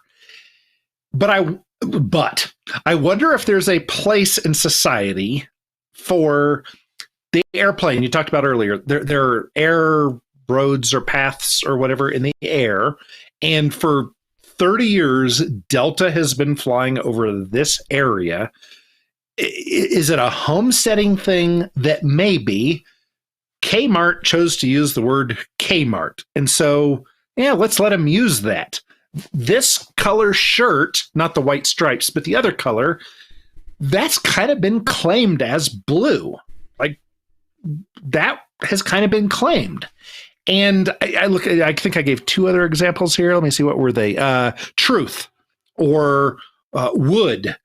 There are some things that are so firmly a part of our language that shouldn't those words belong to a specific thought. And I bring this up because I frequently argue that we ought to, when we're arguing with a conversation partner, to put it politically correctly, when we're arguing with a conversation partner, we ought to clarify what we mean by a word. And it's up to you what you want to have a word mean, but just make sure everybody understands what you mean when you use that word. But I wonder if there's room for some words to be claimed without invoking the intellectual property doctrine. Does that make sense? I don't know. You would have to have a central authority of word definitions that could enforce those definitions somehow. And I don't think that's what you're suggesting. Like, we don't have an agency of police that go around arresting people that use words wrong. So absent that, I don't think you can control it. I think it's going to be part of the human condition is that language evolves. I think it always has evolved. I don't think there's anything you're going to, even if like, I think my memory's failing me, but I believe there's, countries that heavily regulate their languages. I want to say Chinese or something like that. Like, they have a state approved definition of a lot of their language, and you can't mess with that. But even in those places, the language still evolves. So I think it's just a terminally subjective realm communication. I say that language is a lossy thought compression algorithm because it's just you're trying to get your thoughts from your brain into somebody else's brain using whatever mouth flappings that you have to use to get the thought patterns to cross the air gap. I don't think so. I mean, should there be in a perfect world? We all agree and we shake hands, and the definition of true is reason and evidence, and that's it. And if you use a different definition, well, you are ostracized or something. Like, I don't know what you do, but I agree with you. That's going to ever happen. You can't without, as you mentioned, a central authority. Because if I'm saying that the shirt you're wearing, other than the gray epaulette part on top, is a light blue shirt, may you initiate violence because I described it as that color? So no, we know it's not a moral violation.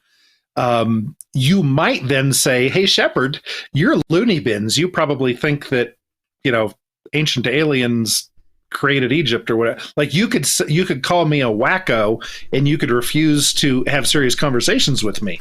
But you couldn't say, hey, I'm going to come kill you, or you should go to jail because you wore or because you think I'm wearing a light colored t-shirt. No, we don't seem to be able to communicate.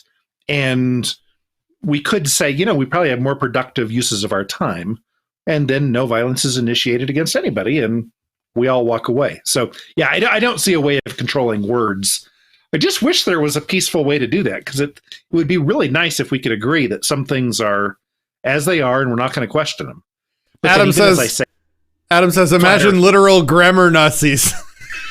Yeah, exactly. That's what I would be advocating for. Yeah. And then I think about, what about the things that have changed, like flat Earth? Like, can't we all agree the Earth is flat? Let's just agree with that. That's one of the things we're going to put in the book. We all agree. And then 1,000 years later, all these people think it's spherical.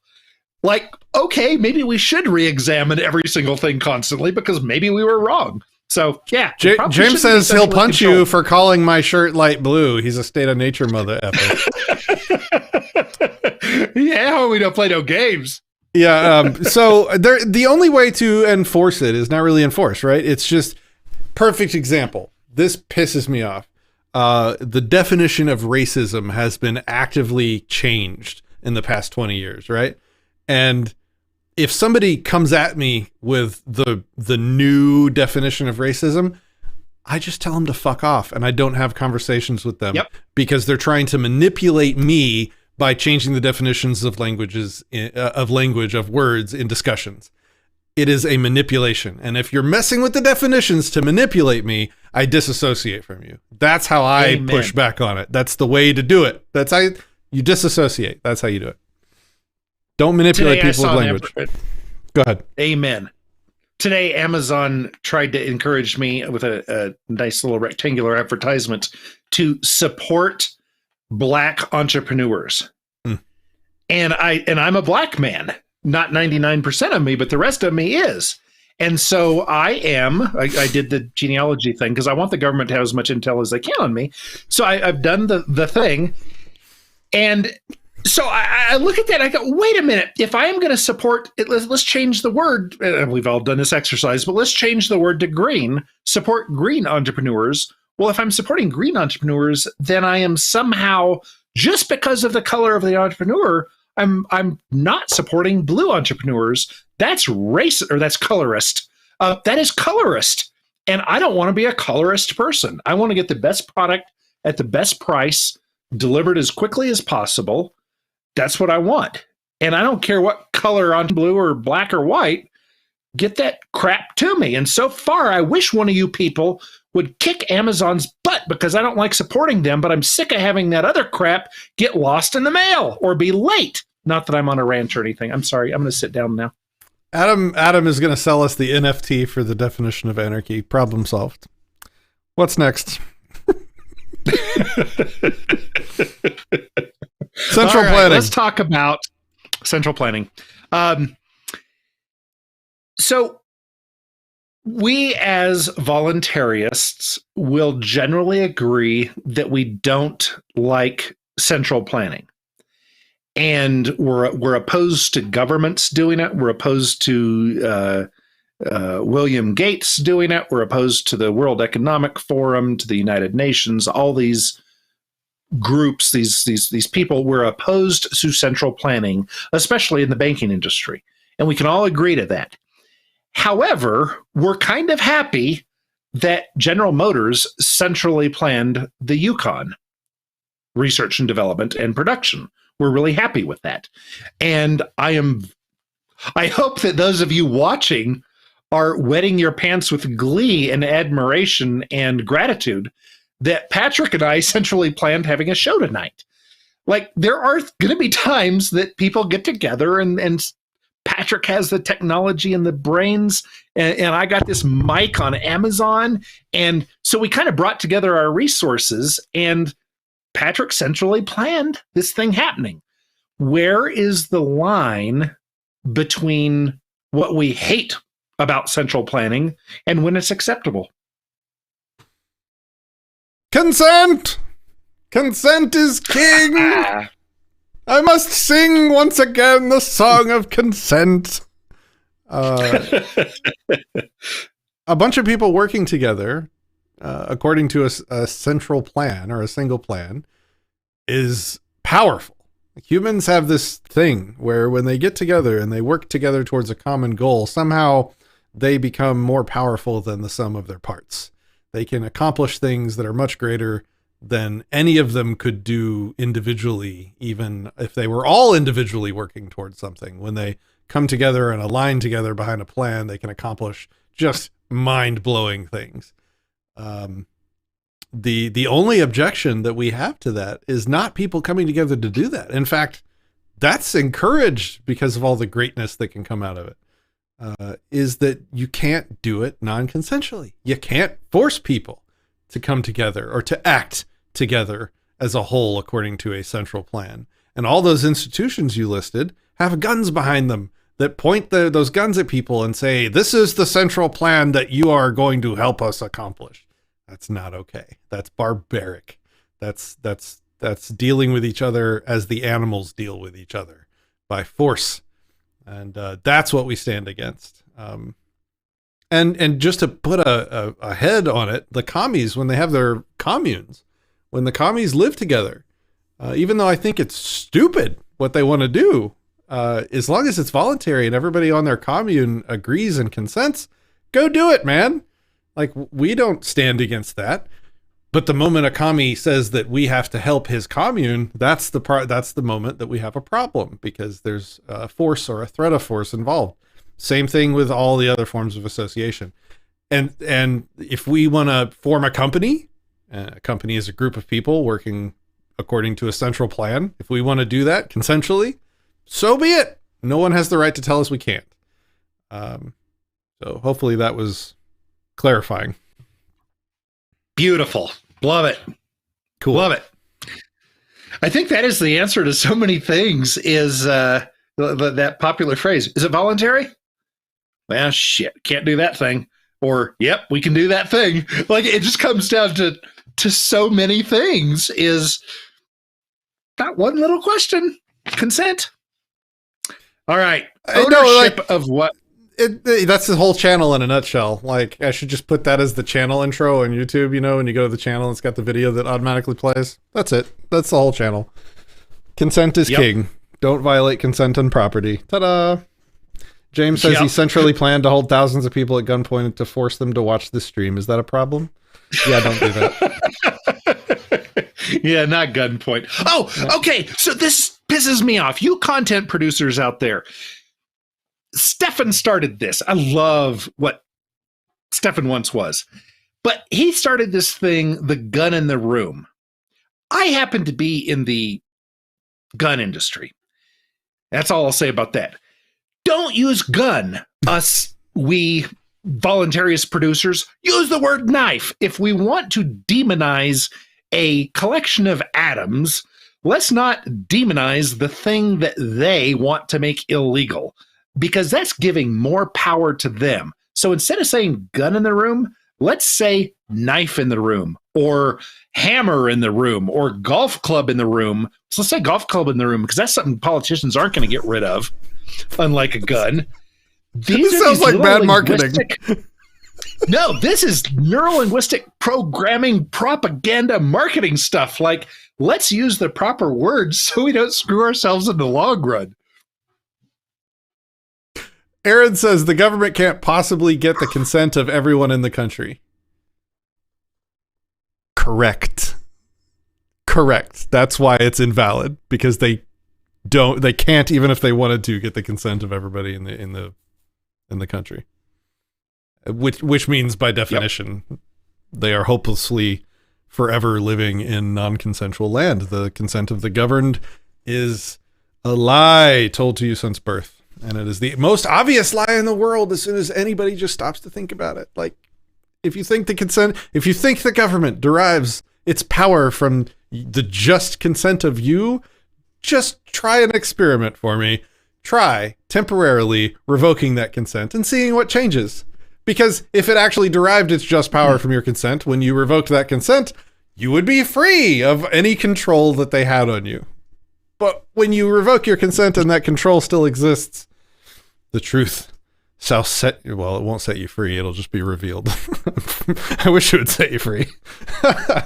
Oh, man. Yeah, wouldn't that be nice? Okay, yeah. Can I respond to a comment here? Yeah. I'm gonna get into this, and please respond, Dio, if you disagree with what I'm saying. You say in your comment, the state isn't threatening you with a knife, and I would extend that to say they are threatening you with a gun. If that's not what you meant, let me know. When I was a cop, when I was the state, the enforcement arm of the state, I had on my person at most times 2 to 3 knives, 2 guns, pepper spray, a baton, and something that some would argue is more powerful. I had 2 pens in my pocket, and I had the radio that I could get a lot of other thugs to come and help me with. And so, yes, the government, if they were coming to attack you and get you to do something, they do have a lot of tools. And so my argument wasn't that we should only be afraid of knives or only be afraid of guns, but there are a lot of tools that the bad guys, which is what I once was, and some of you might think that you can't really get out of that and I'm still a bad guy, whatever. But when the bad guys come, they do have a lot of tools. And if we pick on one particular one of those tools and we say that tool is bad, if we're insinuating that, that ends up kind of biting us later when we say, oh, wait, you're going to make something illegal and you chose that tool that we're talking about constantly as being a horrible tool. I say, let's make a different tool the thing that the state focuses on. Just like the dummies who think that they'll show a bullet going through the air and they really show a full cartridge. Yay! Keep thinking incorrectly. Make bullets illegal. We can find those. It's harder to find cases and primers and propellant. So that's kind of the nuanced thing I was saying. If wrong, let me know. So we should say the violent thug in the room. Yeah, the person who's actually doing the action. That's much more accurate. And if we're going to pick on an item, let's pick on golf clubs because you can beat people on the head with them. Okay, all right.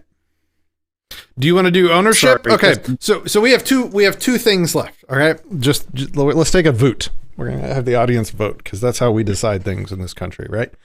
Amen. Democracy. So Shepard and I have one more thing that we want to talk about, and then, if you guys want, I will go into a post-mortem on the aftermath of the Mark Passio marathon stream. And we will talk about the feedback that I've gotten, the communications that I've received, and I'll go through some of the comments that I received if you guys want. So if you want that, type yes in the chat at any time in the next 5 minutes. And if the yes is out, and if you don't want that, say no, because I don't know. I don't like focusing on drama too much on this channel, but if you guys are interested, I will make the most effective use I can out of it, and we can go into it. And if the votes lean towards yes, Christian, I see you in the comments. You are welcome to join the show to talk through it as well if you'd like. If so, send me a message on Telegram if you want to join the show, and I'll send you connection information, and we can get you on, Christian. It looks like the yeses already have it. So yeah, and I would even market that because I watched part of the full 14 hours. Part of the full, maybe that sounds badly. And then I listened to the kind of the synopsises, and whether or not you give a darn about Patrick or Christian or the guy in the funny costume or Passio, it is an exercise in intellectualism, in how to argue, how to reason, and the strictness to I don't know, the science of argument, the science of reading that Patrick and Christian, the guy in the costume, stuck to.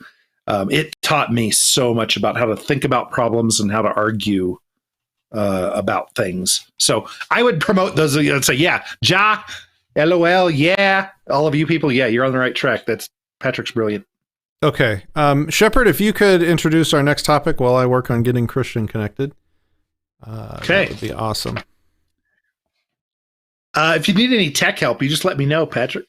I say that jokingly because I am the most inept dude in the world, and so he is not CFO for the best social media company in the world. That's funny. Okay, so ownership of what we produce. This is my next idea, and my thought is, and this is something that I think Patrick agrees with me, and probably most of you agree about. However, some of you watching this might not have been introduced to this concept yet. And I remember before I was introduced to it, I was questioning it and curious. So that's my intro. Ownership. I believe that I own my body. So you may not have my body. You may not enslave me. You may not tell me what to do, where to go, etc. If I'm on your property, you can control what happens on your property, but outside of your property, I am me. I am free. I get to control me. I own me. And then the extension of that is that I own whatever it is that I produce.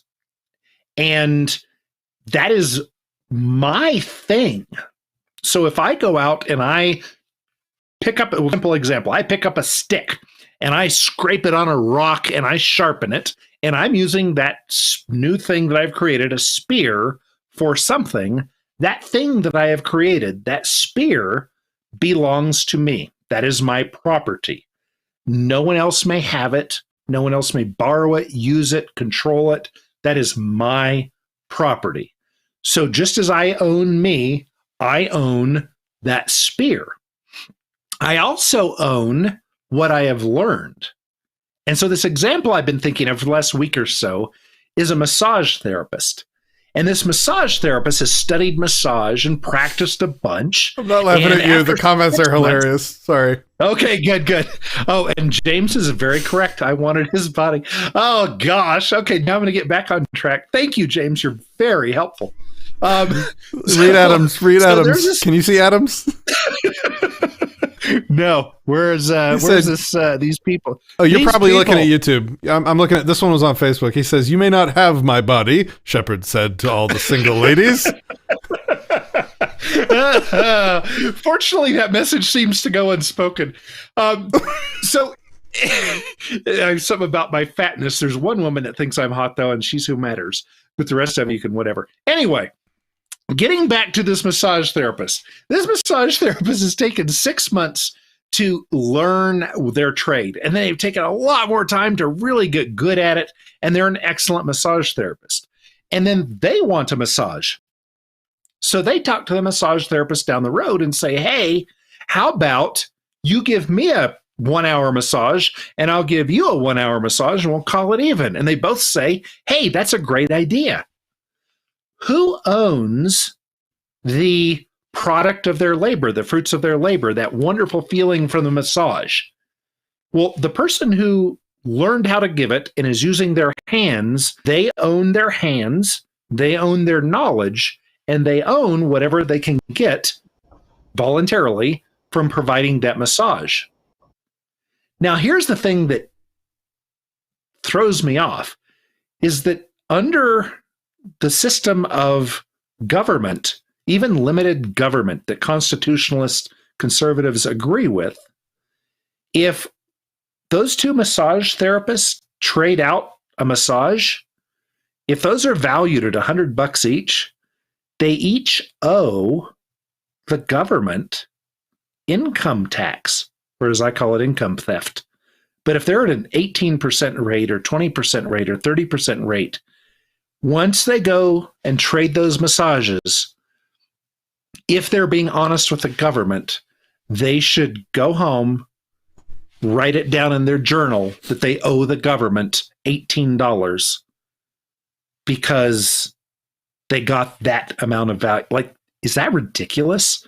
That is what all taxation is. And if you believe that we own ourselves and we own what we produce,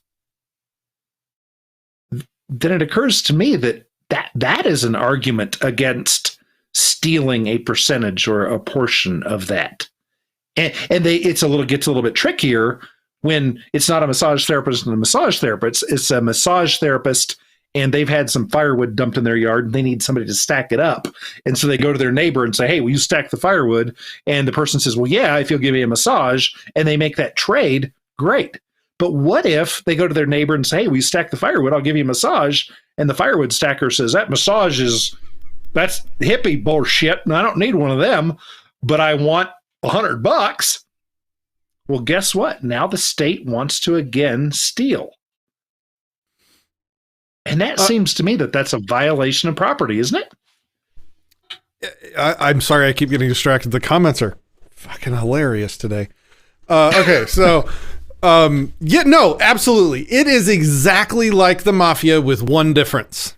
And I'm going to back that up. The mafia will come to its area and they will tell all the stores and people in its area that you need to pay for protection, which is just really extortion. You can run a business on their turf if you pay up, if you pay your protection fees, and they'll come around and they'll extort those fees from you. What is extortion?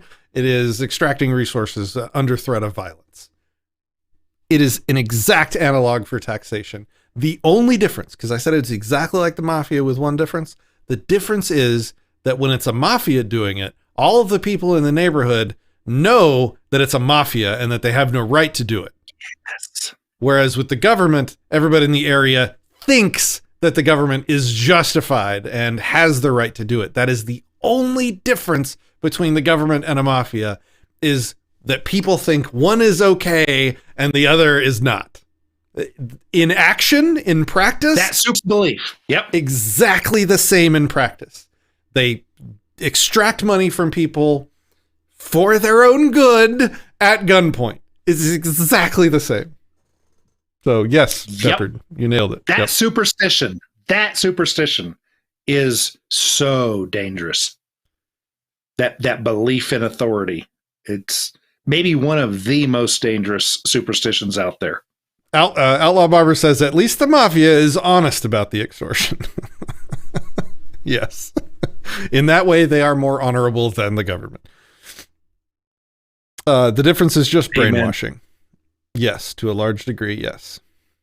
Okay, so James Freeman says that he sees what you're getting at. If he massages his wife, he owns that bitch. So.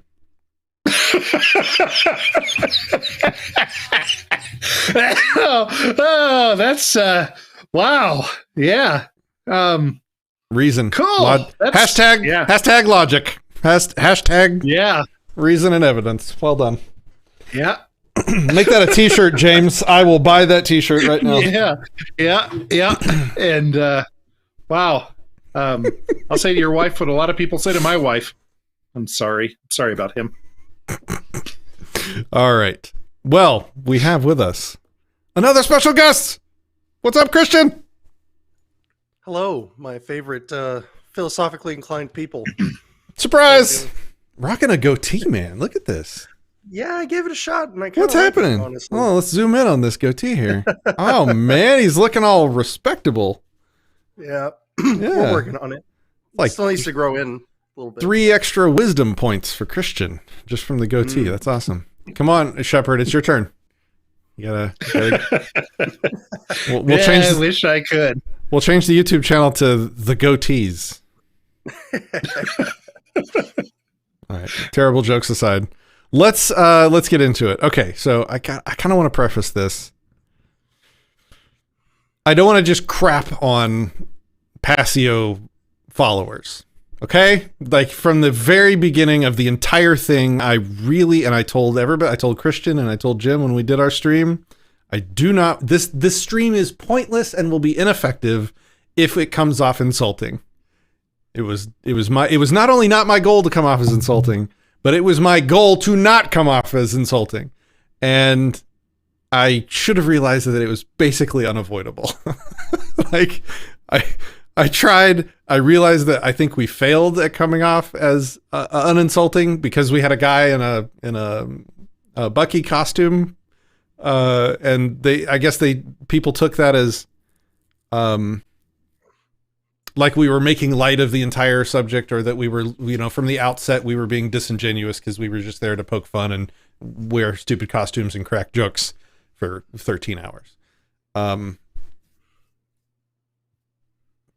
But I think anybody that was being genuine and was giving us the benefit of the doubt instead of not giving us the benefit of the doubt would have realized that as streamers trying to entertain people and get people to watch us digest some heavy philosophical concepts for 13 hours straight or whatever it ended up being, it couldn't be just dry. It couldn't be just us sitting in monk costumes, quietly staring at the camera and taking notes. To keep ourselves engaged, we needed to cut up a little bit.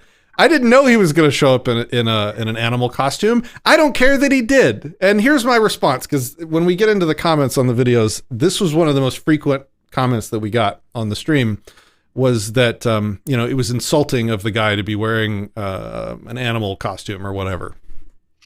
Like, if that is what it is, all it takes to cause you to disregard 12 hours of critique, then we were never going to convince you anyway. So it was almost like a shit test. It was like my hair used to be for people. Like if you saw my hair with the white stripe going down the middle and you just turned the video off and made a snarky comment about how he looks like a skunk, I was never going to reach you to begin with. And you're finding the first excuse that you can to disregard the entire body of work. And that's not how philosophy, you will never get anywhere in philosophy if that's your idea. Philosophy is nasty. Philosophy is tough and difficult and rough and uncomfortable, really uncomfortable. It makes you challenge everything you've ever believed when you get into philosophy. And if a guy in a freaking beaver costume is all it takes to make you disengage, well, you were a lost cause from the beginning. So that's the first thing I wanted to say. The number one feedback that we got, and you can speak to this too, Christian, was just that it came off to people like we were being disingenuous and insulting intentionally, when in reality, it was just us attempting to make it a good time instead of a boring time. So yeah, do you have anything to say on that, Christian? Yeah. I think, look, for anybody who watched it, you know, we were keeping live notes of everything he said. If he said anything important and there was a joke or something that made us miss it or whatever, we went back and we rewatched the stuff that we missed. And I don't know what we could have done to make it, again, like you said, unless we just sat there in like monk robes and just diligently took notes on a scroll. I don't know if there's anything else we could have done to make it like a more good faith approach to consuming the body of work. You know, it's funny you talk about philosophy being kind of a brutal space. I've had a lot of fun actually over the last few weeks going through Enlightenment philosophers, just talking the maddest shit about each other you would ever see. Like letters exchanged that are just nothing but personal insults and stuff like that. Like, don't get me wrong, these people also had arguments, but they weren't nice about any of them. It was like, you're such a buffoon. Now, how could you not see this just obvious hole in your stupid argument? You know, like, and we never did anything like that with Passio. All we did, and maybe we were a little impassioned by it because we invested a sizable chunk of our lifespan in watching it, but we gave poignant analytic critiques of the conceptions that were displayed in that video. And it just didn't meet our standards. It didn't. We didn't go on to talk bad about Passio's character. In fact, we went out of our way to say multiple times that it had nothing to do with him as a human being. It was literally just the ideas that were being presented. So if anybody took it as anything else, I'm sorry you took it that way. Literally no reason to, but I'm sorry if you did. And I struggled to find, other than going the monk route, I really honestly struggled to find how we could have done better than we did. What was your goal? My goal was, well, I said it in the beginning. My goal was, I think I had 3 goals, and I'm probably going to forget one of them. But one was to show people how to properly vet a philosophical body of work. How to think through it, Done. How to challenge it, how to look for problems. Done. Well done. And 2, all 3 of you. And 2 would be to convince Passio's followers that they were following a body of work that was incomplete. And to that end, there's a whole lot of marketing involved, and you know, like I'm admittedly bad at marketing, and so. Maybe it was, you know, to my discredit or to my fault that we didn't craft that live stream in a way that achieved that goal as well as I wanted to. But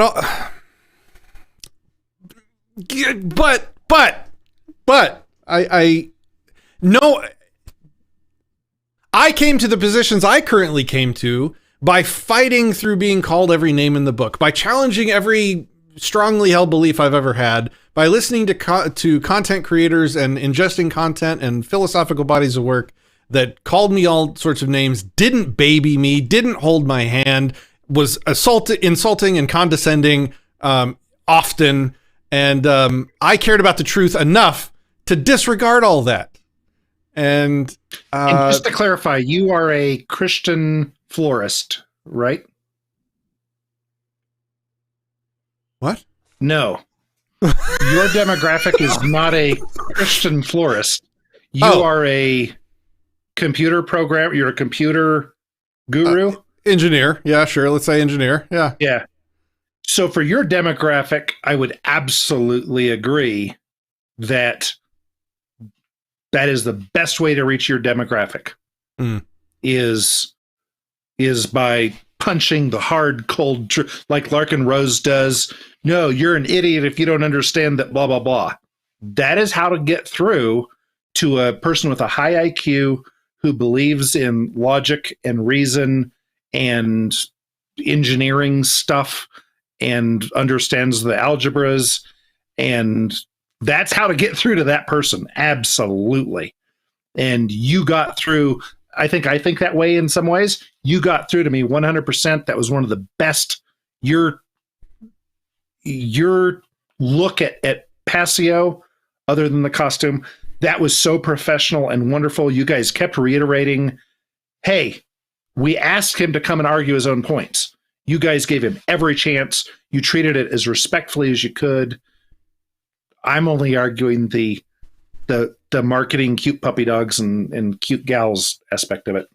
Yeah, but we didn't insult, and we didn't. I agree. We didn't do a lot of the things that I pushed through to come to the positions that I currently hold. Like I disregarded and fought through a lot of that stuff, and we specifically in that stream didn't do any of that stuff.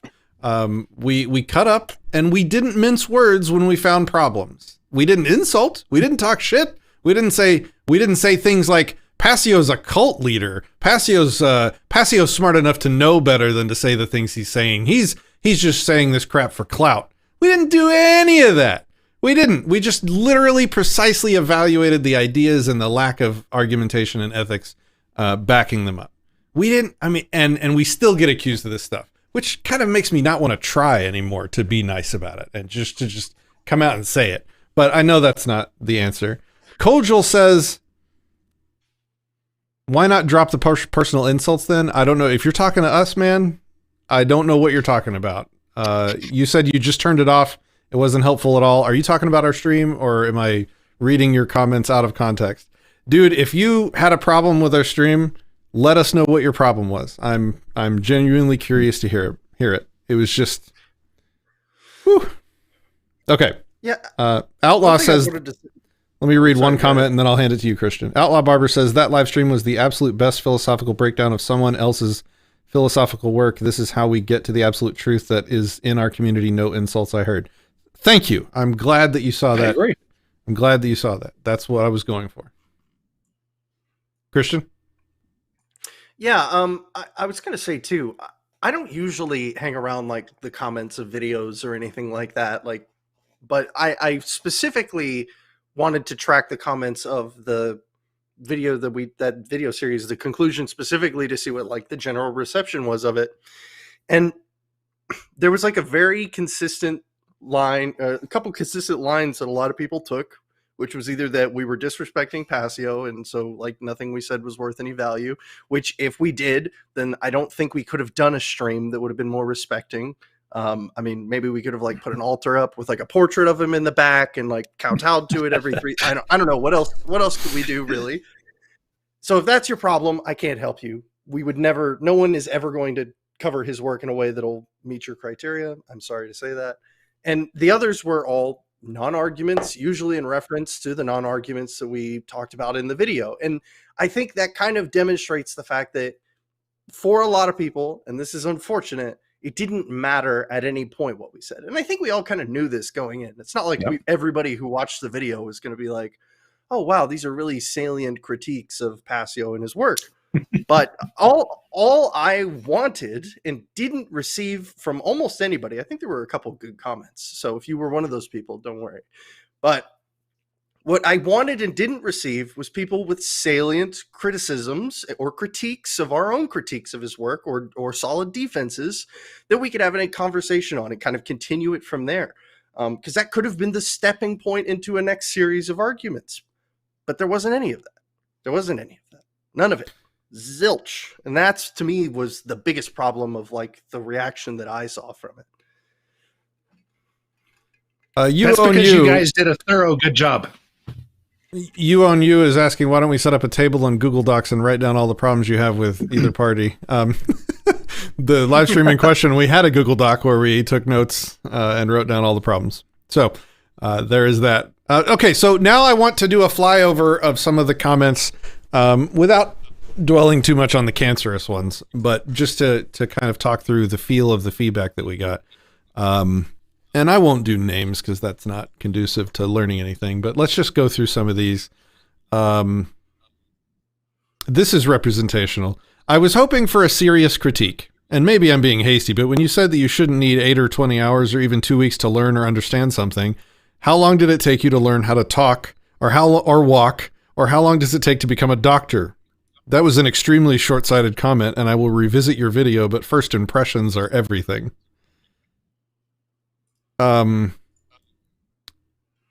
So why don't we do it like this? I'll read the comment. Christian, if you have anything to say, if either of you have anything to say, go for it. And then I'll move on to the next comment if I don't have any comments. So do you have any thoughts on that, Christian?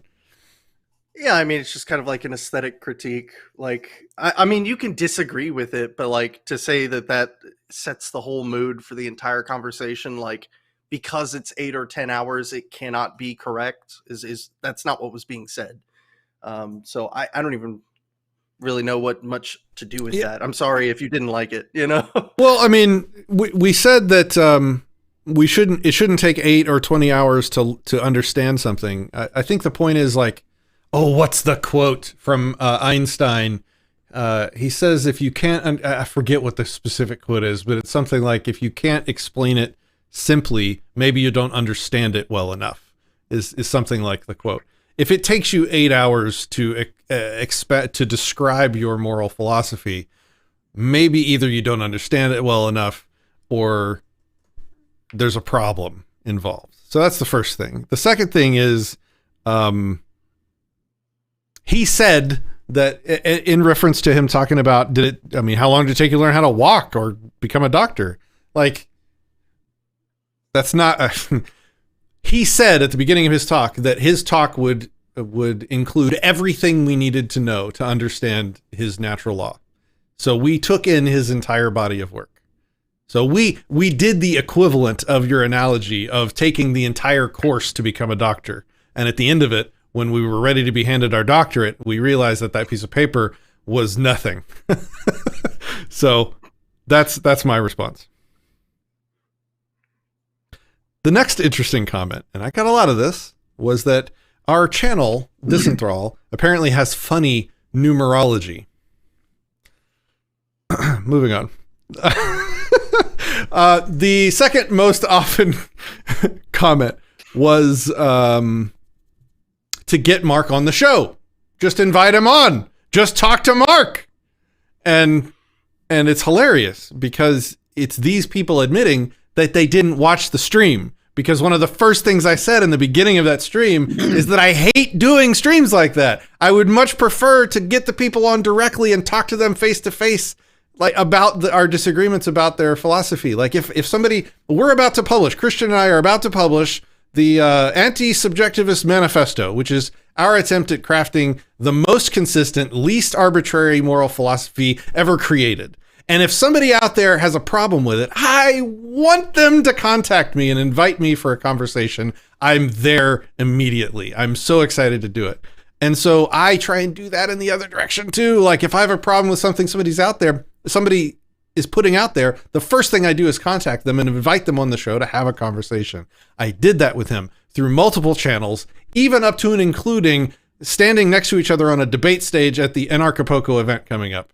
And I said all this at the beginning of the stream that we did, and he denied and turned it all down. He wouldn't do it. He doesn't debate. And I said that at the beginning of the stream. So all the people that are saying that we're being disingenuous and are just trying to get clicks because we didn't invite Passio on and talk to him directly, you didn't even watch it or you would have known. And I think it's even more disingenuous to say shit like that without even watching the thing you're critiquing. Like, come on.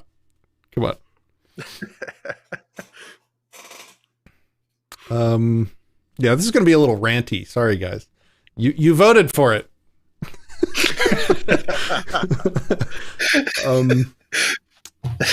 Yeah, another one. A sheep can't see reality. Just have Mark on the show. Honestly, I couldn't bear 5 minutes again. Just have Mark on the show. It's just constant insults. Did you reach out to Mark and invite him to be on the show for those who didn't watch that? Yeah, that's what I was just saying. Yeah, the first thing I did months before the stream was attempt to contact Mark and invite him on to talk through his ideas. Second to that, I went through the Anarchapulco event committee to have them reach out to offer him a debate slot in the event to like be live streamed to the world to debate his natural law. Denied. So I did my due diligence. I did my best. And so what we were left with was doing a stream where instead of just doing talking heads where we cut up all of his content into little clips and did a takedown video, instead of doing that, we took his long form live stream of his entire exposition of his philosophy, watched it from beginning to end in real time, and live commented on it. I can't imagine a more genuine, honest way to critique somebody's philosophy than how we did it, short of having him on face to face, which he refused to do.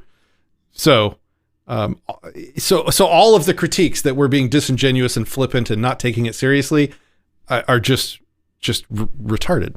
I'll say it like that. Okay. Let's see. Sorry, I'm scanning a lot of comments here. Feel free to talk amongst yourselves for a moment. Let's see. You own you. Just popping in. Still not entirely sure what's going on or who's accusing who. I think Mark should work on his content delivery, narrowing it down to raw principles. Well, one of his arguments is that the entire video that we watched, every ounce of it is necessary to understanding his conception of natural law. So I think he genuinely believes he has boiled it down to raw principles. It's just hours of raw principles, right? I mean, there is some like compounding stuff, but I think you get what I'm saying. Like, I think in his mind, that is the trimmed down minimalist version that is like the bare bones what you need to know to see how this thing works. And some years ago in Mexico, I walked into the beginning of one of his talks, and that was kind of his intro, is you have to listen to me for the rest of your life or you won't understand what I'm saying, or maybe I'm paraphrasing. And I listened to it for a little bit, and my BS meter was just going crazy, and I walked out. And so that is one thing that I was so impressed with you guys is you said, no, maybe our BS meter is going off. Each time it does, we're going to write a note or we're going to make a comment, but we are going to listen to the whole GD 8 hours or whatever it was. And so like that was the fairest torture that anybody's put themselves through to give someone a fair shot. Like, yeah, amen. Amp 3083, who I think has a channel with a following or something, just a lot of like insults in the comments. Hardly a deep dive, more like a public spectacle that I can't take seriously. I mean, I guess we've already covered that. We don't need to go through it again. Another guy says, human freedom. This is an interesting critique. Human freedom is in its death throes. I see police drones and choppers flying over my small town every night, something that I just noticed in the last couple months. Why did you choose to drop this now? Of course, natural law is an irrational belief system. So is violent statism.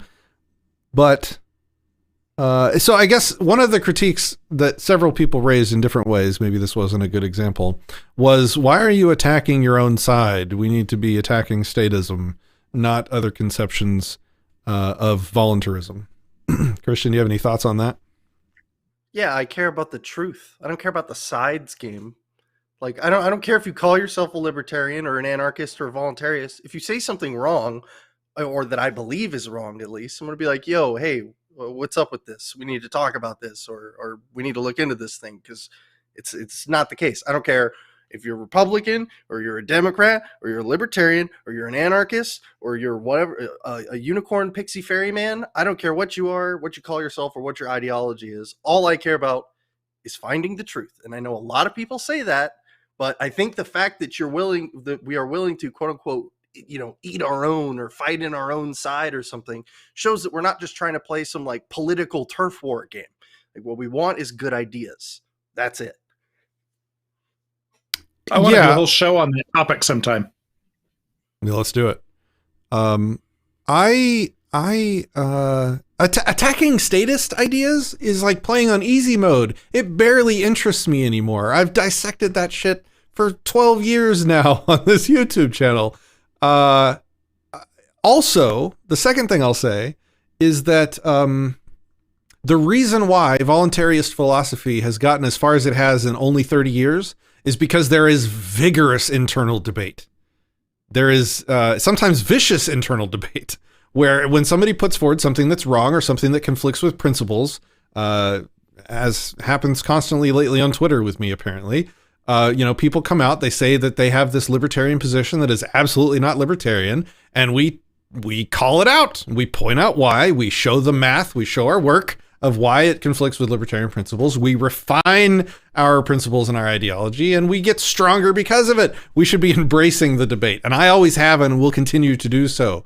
I will debate somebody that is using the labels I use faster than I'll debate a statist, because the statists they're a dime a dozen, they're a million, they're everywhere, and that's easy mode, and it's barely even interesting anymore because I've done it so much. I mean, it's still really good, and I need to do it more than I do, for sure.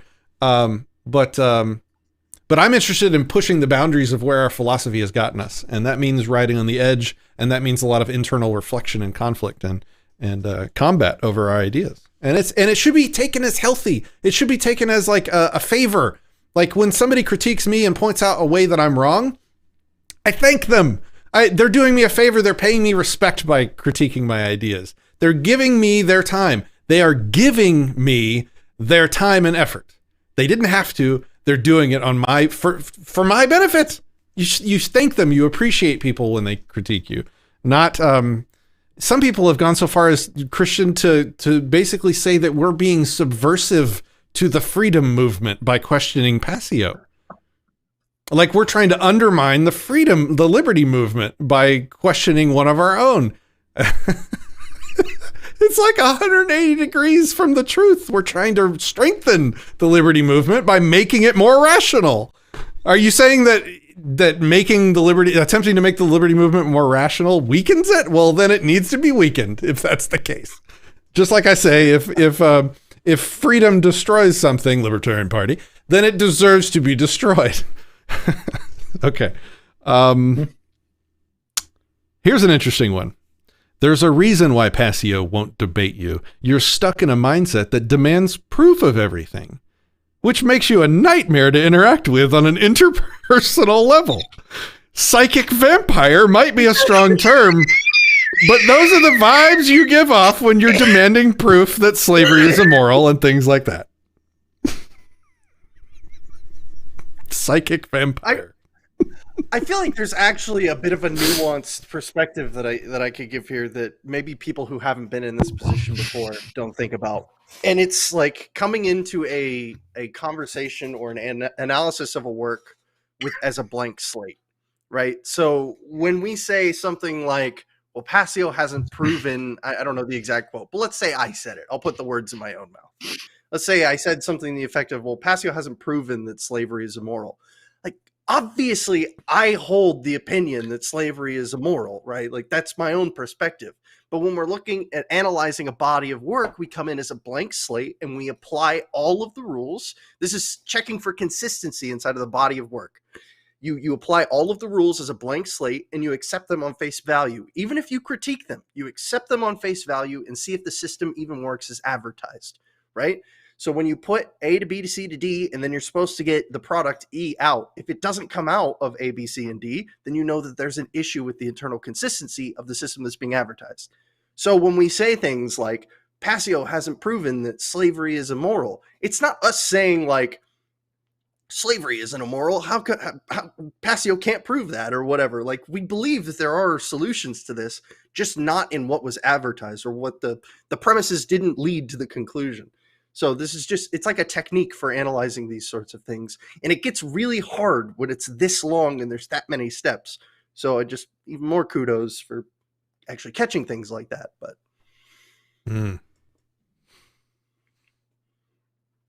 Psychic vampire. I'm going to treasure that read one. that whole thing again, though. That was the best argument ever. Like, I don't like it when you guys want people to prove what they say. Wait a minute. You're stuck in a mindset that demands proof of everything, which makes you a nightmare to interact with on an interpersonal level. Yeah, if you can't prove anything. Yeah. It's horrible. There's like a massive correlation I've noticed between people who are like rampantly opposed to like all forms of skepticism or solipsism or whatever, and like view it as like the devil, which, don't get me wrong, I'm not a fan of it, but also the same people who like anybody who seeks any sort of like epistemic or any sort of like rational truth seeking process are like lumped into that same category, because it almost seems to me like the like definite ends of what is being presented, they don't, I'm projecting a little, but it's like they subconsciously know that they can't provide sufficient evidence to back those things up. So they're like, whoa, you skeptic solipsist, back up, bro. What are you doing? And it's very frustrating. I saw that a lot. I was called that a lot, and I'm not any of those things. I think reasonable standards of proof are fine, but it's just something I wanted to point out because I don't understand the link, but it is there. Rape is wrong. That's an assertion. Show your work. Are you serious? Okay, we own ourselves. Patrick says, that's an assertion. Show your work. Endless loop. If you can't prove that rape is wrong, you've got problems. Oh, man. Yeah, here's another one. You want absolute proof that abusing children is wrong? Not happening, this guy says. But you can use common sense to avoid arguing over topics and wasting time. No, Patrick, 30 seconds. Why is rape wrong? 30 seconds. Go. Because it violates the consent of the person that owns the body being raped. Bing, bing, bing, bing, bing. Thank you. No, Was that in less than 30 seconds? Round two would be, why is consent important? Because that's what separates us from animals. So if you want to interact with people on an animal level like the lions, then that's where you'll be. And if you don't, then you'll elevate yourself with things like self-ownership and property and consent. Bro, spoiler alert. You're literally giving the whole anti-subjectivist manifesto away. What's up? You know? I mean, it didn't take 8 hours. Oh, yeah. That's fine. All right, let's see.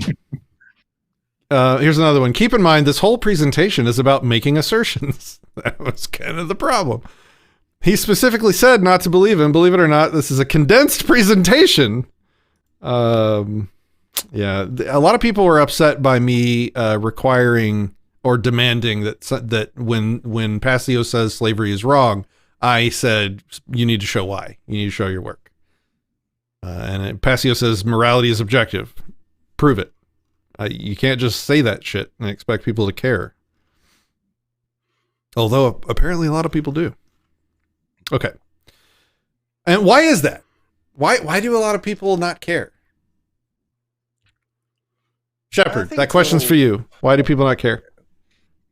I think that they have had the headlights come on when they turn the ignition on so much that they no longer think to pull the button. And they were not, very few people are taught how to think. They're taught what to think. And so very few people have the capacity to say, hey, why is it that I think that raping children is wrong? Well, no, of course it is. That's bullshit. That's me. I'll kick their butt. This is what I would do to them. No. Why really? Think deeply. Why is that wrong?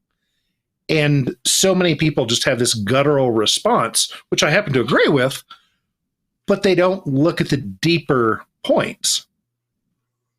And I don't know how to fix that. I think the three of us on this screen are working on trying to find ways to help people fix that. But I don't think we've found the bullet yet. Independent Misery over on Odysee says, but you could have just invited him on the show.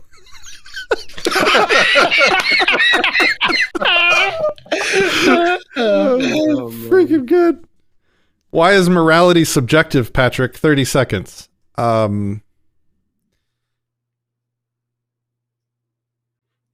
Because it doesn't exist in the fabric of reality. And so it necessarily is what you decide it to be. When we say something is evil, that is us applying what we think is evil to an interaction between people based on what we personally think is good and evil. There is no objective external source that we refer to when we make those judgments. That's the 30-second version. You have to provide evidence of the morality particle in the universe that like we said this in the stream, right? Like if we're getting outside of 30 seconds now, but I'm trying to illustrate the point further, right? Like if I witness one person stab another person to death, How do I know that that's evil? In reality, I whip out my evil particle detector and I point the scope at them and I look for glowing evil particles floating in the air around that interaction. And I'm be like, oh, look at all these evil particles. That was definitely an evil act. Look, all these particles. If you zoom in on the particles, they say evil. No, that doesn't exist. It doesn't exist. The morality of an interaction between people is a judgment that we place on the interactions that we encounter. And the equation that we use to make those judgments is up to us to decide. And clearly, there has been a myriad of equations used throughout the history of mankind. It used to be whatever God King said was good and evil. Then after that, it was the Catholic Church. And then after that, it was, whatever the Christian preacher said, or, whatever. Like it's been, and now it's whatever the CDC says. So like, there's been, religion. If these equations existed in reality, it would have been a lot harder for all these charlatans to fool people into thinking it was actually what they said it was, for example. If you ever want to have a conversation on Outlaw, you've been a longtime viewer, you are always welcome to come on the show and we can go in deep on it if you want. So you're always welcome. I like having these conversations. Okay. Then let's go to a good comment. I'm going to mention this guy because I think it was the best comment we got on any of the videos. His name is Noble Phoenix, and he says, as a fan of Passio, I've got to say, you guys are absolute legends. He thoroughly enjoyed it. The science fiction movie theater style philosophy analysis is awesome, and he hopes to see more of it. Well, hell yeah! That makes me want to do it again, Thank you for that. And then he gives some substantive feedback on things for us to look into that referred to some of the other stuff Passio talked about. So good on that guy. Thank you. Let's see. Talk amongst yourselves. I got to find some more comments. Sorry. Yeah, I think we got a comment. Where can I hear more on your perspective of morality, subjective versus objective? I think, well, on Patrick's channel, there's probably dozens of videos you can look into that go into the topic, but I think it's going to, truthfully, I don't know if it's going to go much deeper aside more analogies than like, look, we have a certain non-arbitrary standard for proof or what is true, and we expect things to meet that. If you have an arbitrary standard of truth that allows for other conditions, then truth is kind of like a meaningless term, right? So we set these things up in a manner to where they require evidence to be considered good, true knowledge. And then we move with those things as tools to like build up a moral system or something like that. And we haven't found any instance of an objective morality that meets that criteria. There are a lot of people who try. Thousands of years people have tried to do it. It just doesn't seem to be a thing that exists in reality. However, you'll make all of our lives a lot easier if you figure it out. So if you've got the sauce, it's always an interesting topic. But that's just the current position, I suppose. Wanted to get that out there. Were you going to say something, Shepard? Or yeah, I think that it is exactly that. It is a system, and it is a system that I biasedly, subjectively like. The system that you have for deciding truth. And I have several friends that are very devout theists, and we have these conversations and we try to get deep and we can't because we have different systems. And if you agree with that system, then we can still be friends. We can still go fishing together and we can still drink whiskey together, but we can't have an intellectual decision. One of my best friends in the world is going to come hang out at our ranch for a couple days starting tomorrow. He was so hurt a couple months ago when I said, you are not an intellectual. Well, no, he's a Lutheran minister. He is not an intellectual. He's very high IQ. He's a very nice guy. He's very persuasive, but he does not look at things with intellect. He looks at them with faith. And faith is a different system than intellect. And maybe the two can meet, definitely people from each of the different systems can be buddies and go fishing together and hang out together. We can definitely agree that raping children is wrong. We can definitely agree that stealing is wrong. There are lots of things we can agree upon. But if you don't believe in kind of the stuff Christian's talking about, the reason, the logic, the intellect, you can't really call yourself an intellectual. And that's not bad. We could be wrong. You can't really prove us wrong, though, because you'd have to use intellect for us to believe it. And if you come to us with faith, we're not going to believe it. So I don't know where a person would prove us wrong. I don't know how that could happen. I want them to. I want there to be a system, but I don't know what it would be. To that point, I only have a few comments left here to go over, but this one is exactly what you were just talking about, Shepard. This guy says, when you have someone cite a book written by Sam Harris's wife about consciousness as a good book on the subject, you know these people are not in tune with Passio. And then Christian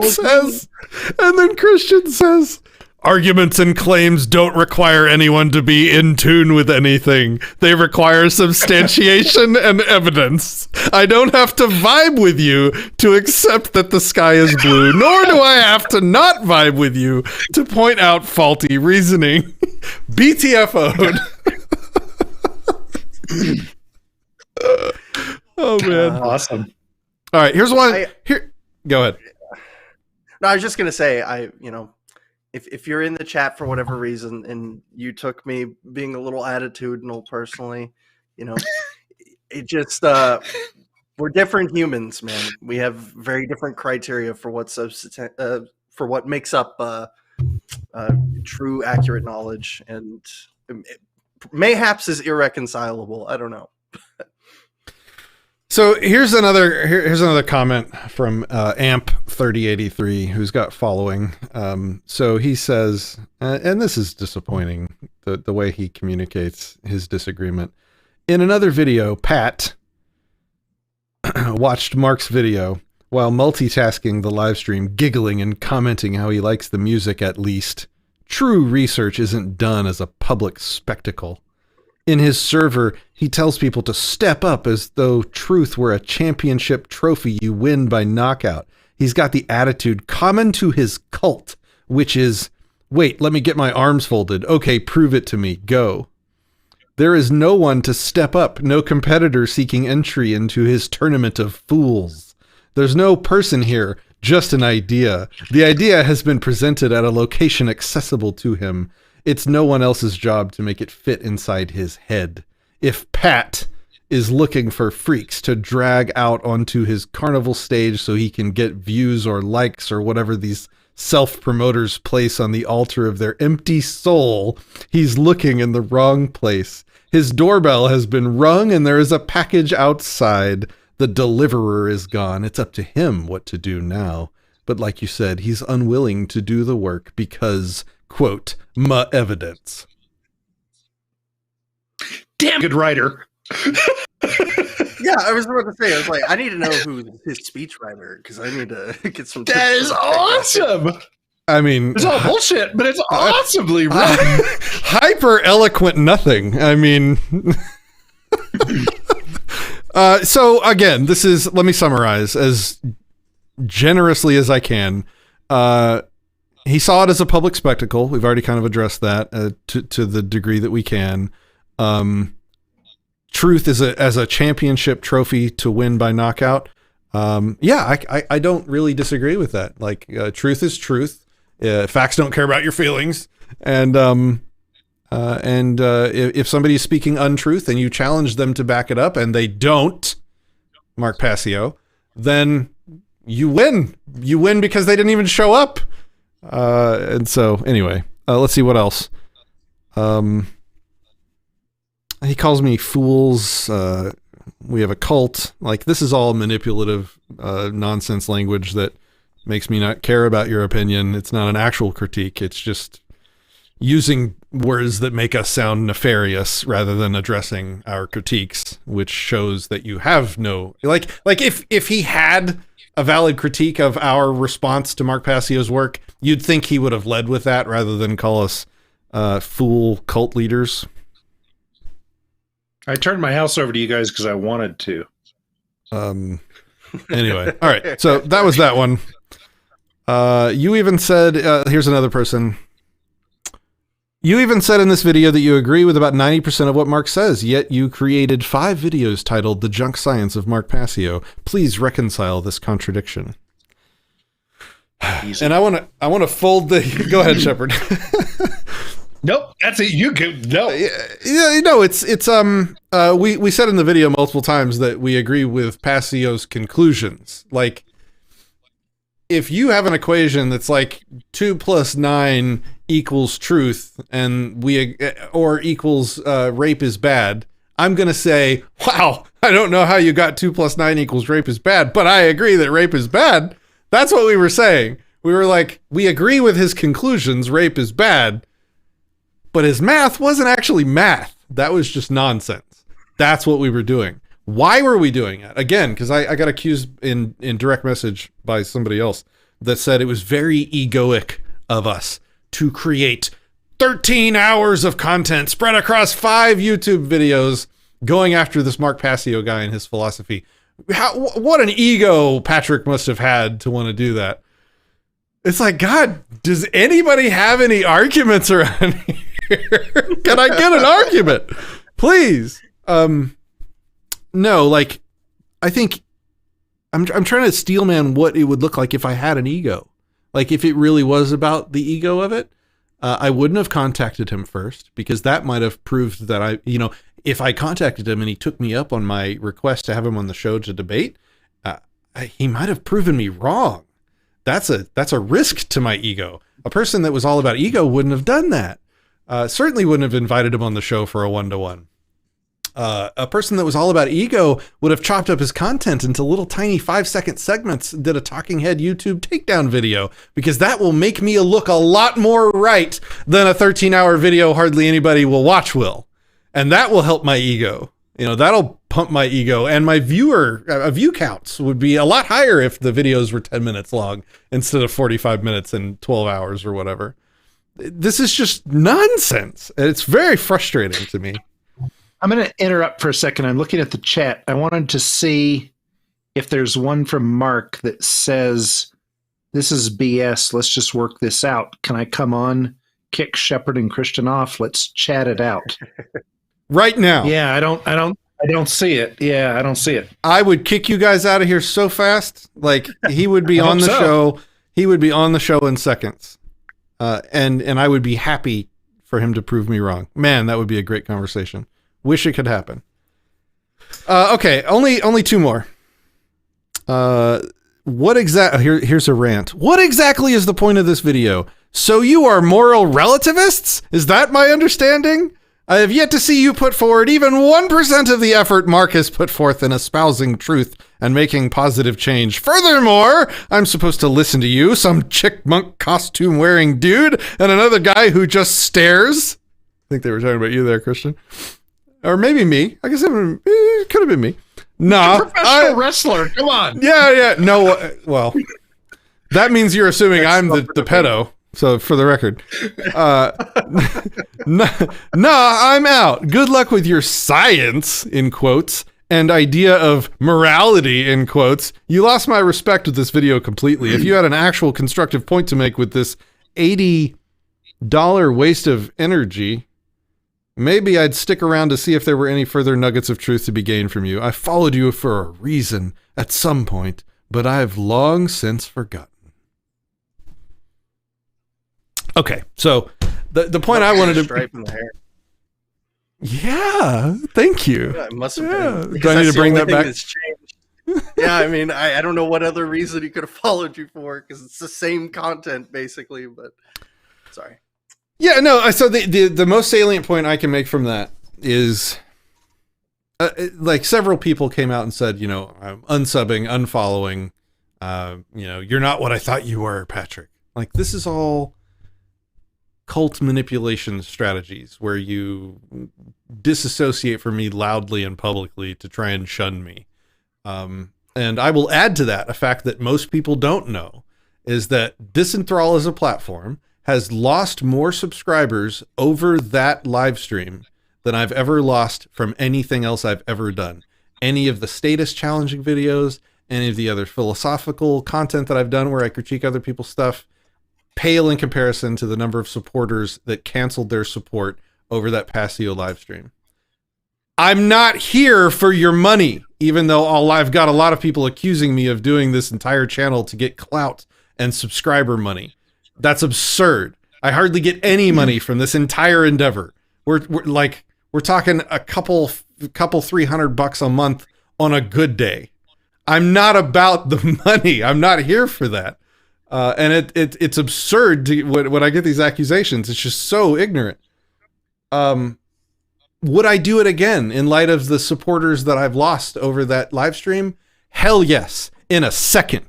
Even if I was getting thousands and thousands of dollars a month from support, this channel is about the truth. That's it. That's what I want. I want the truth. If I'm wrong, I want to know, because it affects my life. I want to live my life in accordance with what's true.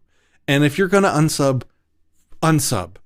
If you feel like you don't want to support what I do here with your money, I don't want you to support what I do here with your money. I want you to be happy, do you, live your best life, support us if you think we're doing good work.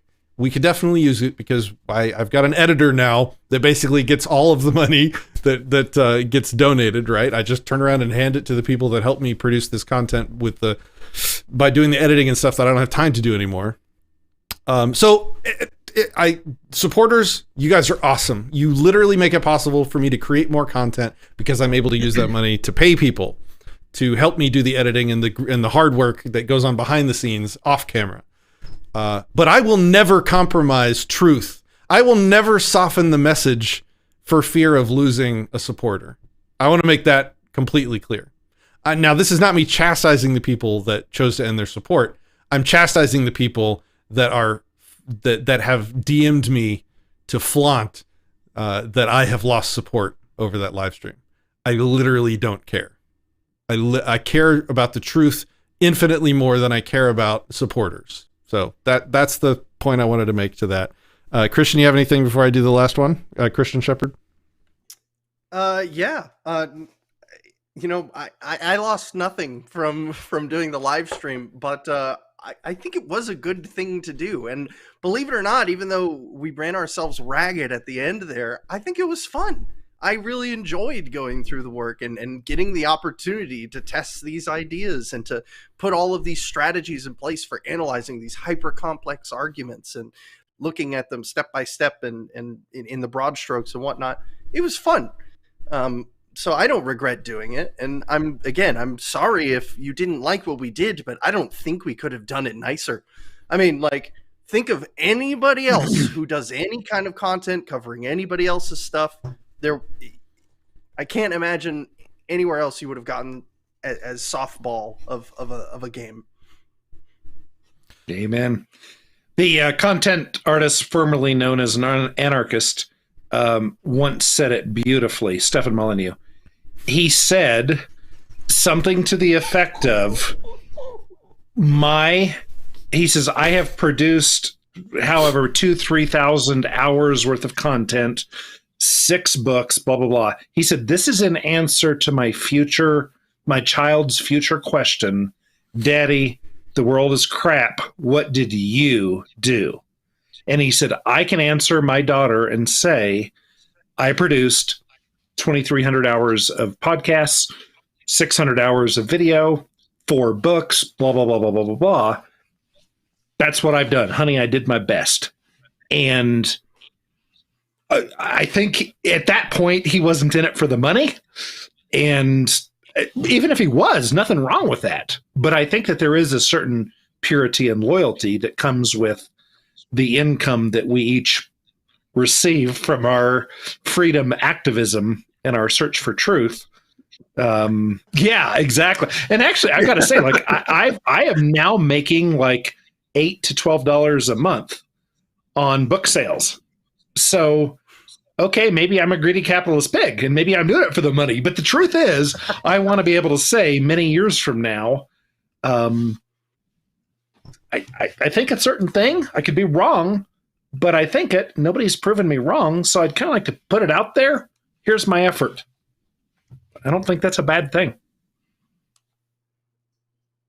And I see Jim Jesus in the comments. Jim, we kind of picked up this idea to go over the aftermath of the stream last minute ad hoc. Jim, if you would like to come on to say anything, to give your thoughts, we're kind of doing like a retrospective on the live stream. Let me know. Hit me up on Telegram and I'll give you connection information. We can get you in here. We've read a lot of the YouTube comments and just kind of given our thoughts on primarily on your Bucky's costume, to be honest. That's dominated the entire debate. Okay, so the last comment was one of the best. Here it is. Can I get one more? I'll say it to their face. The patriotic proof. Yes. Yeah, we named the style of argumentation after Passio now. Patriotic evidence was what it was called. I'm sorry. Yeah. Patriotic evidence. If you will say something to a person's face, it must be true. Oh man. All right. Whew. Well, I think that I don't really have anything else to say. Do I have any final thoughts? Like I felt like I went really hard at him or at his ideas in my conclusion statements, so I don't really have anything else to say on top of that. I came at him the way I would want somebody to come at me if they thought I was wrong. You know, I asked him to engage with me directly, and then when he wouldn't, I went hard at his ideas and called out the problems. And that's what I want people to do with me. I had fun doing the long form stream. I kind of want to do another one if we can come up with another body of work to do it with, but that's kind of rare. To Passio's credit, it's rare that there's a seminar's worth of philosophical content for us to talk through. The main place I've ever seen that kind of stuff is with like religious philosophy. Like you can find plenty of YouTube content out there, hours and hours worth of proofs for God and arguments for apologetics. But this channel is, I've only ever tangentially engaged with like God, the existence of God question. I don't want this channel to become dominated by that and become another like atheist takedown channel. That's not what I'm about. I'll have a good conversation with anybody if anybody out there wants to debate the existence of God or whatever, but I'm not going to do it often. It's not what this is about. That's a very divisive topic. It's another superstition that's out there. I find that the state is the most problematic superstition out there right now, vastly more than Christianity, at least in my personal life. And so that's where I'm focused. What do you guys think?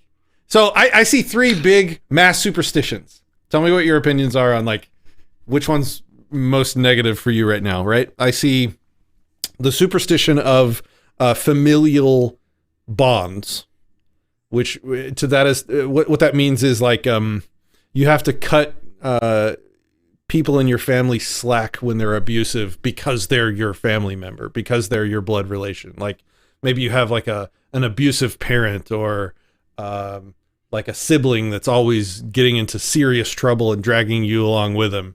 And people will say, oh, well, you can't disown him because he's your brother or that's your mother. You know, you can't cut that abusive person out of your life because they're your parent or something like that. I find that that's one of the ubiquitous superstitions that cause people a lot of problems. The second one is obviously the government. That's what we do here, is talk about that one. Well, hello. You want to say hi to everybody? There. Hi. Come here. This is one of the reasons that I do everything I do. This is my daughter, Dagny. Say hi to everybody. Hi. Yeah, right here. You want to wave? Hi, Dagny. There you go. Hello. Do you need Did anything? you know that I Hold on. They're talking to you. Here you I go. read this cool book, and the hero in the book, guess what her name was? What? Atlas, you don't have Dagny. pants on. Get out of here. How cool is that? That's you. You're named after a hero. Isn't that kind of cool? I think my son just ran in the room with underwear on, so I'm probably going to have to delete this video now. I'm almost done. I'll come out in a little bit. I'm late for reading them to bed, so we're going to need to wrap up. Okay, so now there's a tear in the fabric of reality. You Excuse atheist anarchists are such horrible, cold-hearted people. Unbelievable. Yeah, I mean, I have a commitment to read the. Oh no, wait, no, it's early. No, I'm not late. They're early. All right, we're good. We're good. What was I saying? Oh yeah, 3. So government, family, and my entire brain just went blank. There were 3. Oh, God is the third involuntary authority that people have a hold of superstition in. So the involuntary authority of familial relationships, the involuntary authority of the government, and the involuntary authority of God. Those are the 3 big superstitions. And I'm primarily focused on the government one because to me, that seems like the most actively oppressive one in life right now. What do you guys think? Yeah, Shepard. I spent some years as a crimes against children detective in a police department, and there are issues in families, and they are rare enough, especially if you're not in a deeply religious community. They are rare enough, fortunately, way more prevalent than most people think, but still statistically rare enough that they're not victimizing as many people as the superstition of government. So yeah, I would agree. I don't know about the religion. Yeah, I was reared in a Mennonite community. I've had my share of that cult, but I don't mean just Mennonites, but I mean most superstitious / theist people. I have my real problems there, but I do see the biggest problem. I can get along with a neighbor who loves superstitious stuff like gods and such, but it's much tougher to get along with a neighbor who believes in a government that can rule us. Levi Finicum, who was assassinated some years ago, I read his book, and he's a Mormon, not a newfangled one, but one of the, is it Old Order or is that the Amish? But it's one of the old-fashioned Mormons. Many of them have multiple wives, but he minded his own business. He lived his own life as a rancher, and the character of his book was, I think, somewhat modeled after him. And after reading this book, I said, gosh, I don't believe in gods. I don't believe in Mormonism. I don't believe in many of the same family values as you do. But damn it, Lavoie, you would have been an awesome neighbor. I would have been honored to have you as a neighbor. We'd had a lot of good barbecues together. You're a good dude. I don't know that I could say that about somebody who is passionate about government. Christian, any thoughts? Yeah, I think you guys hit a lot of the big ones. I because my whole world seems to revolve around this. I think of things mostly in like the context of moral philosophy. So like I think in reverse order, my big 3 would be like religion, as like a golden cow. I have issues with that, but I don't engage in the debate with a lot because I don't find it to be very productive. But obviously I'll engage with conversation if people are willing to be reasonable. The second I would say is just like objective morality in general. It's a golden cow that in my opinion, like needs trimming. We'll just put it that way.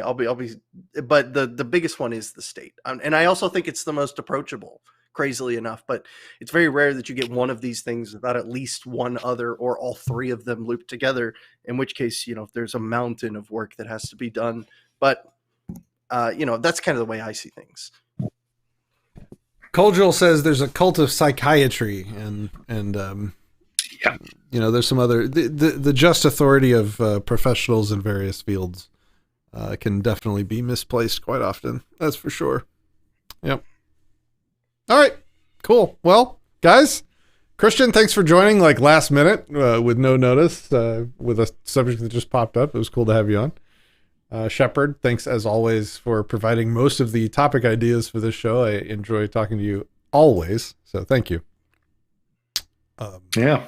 Thank you, guys. And thank you. James is also kind of in our clique of podcasting terms, and boy, did he ever contribute in his comments. Especially, I think I found one really poignant where he mentioned that I was handsome and attractive, but he also made some other good points as well. But I just wanted to make sure that one was clear for anyone that might have missed it. Awesome. All right, cool.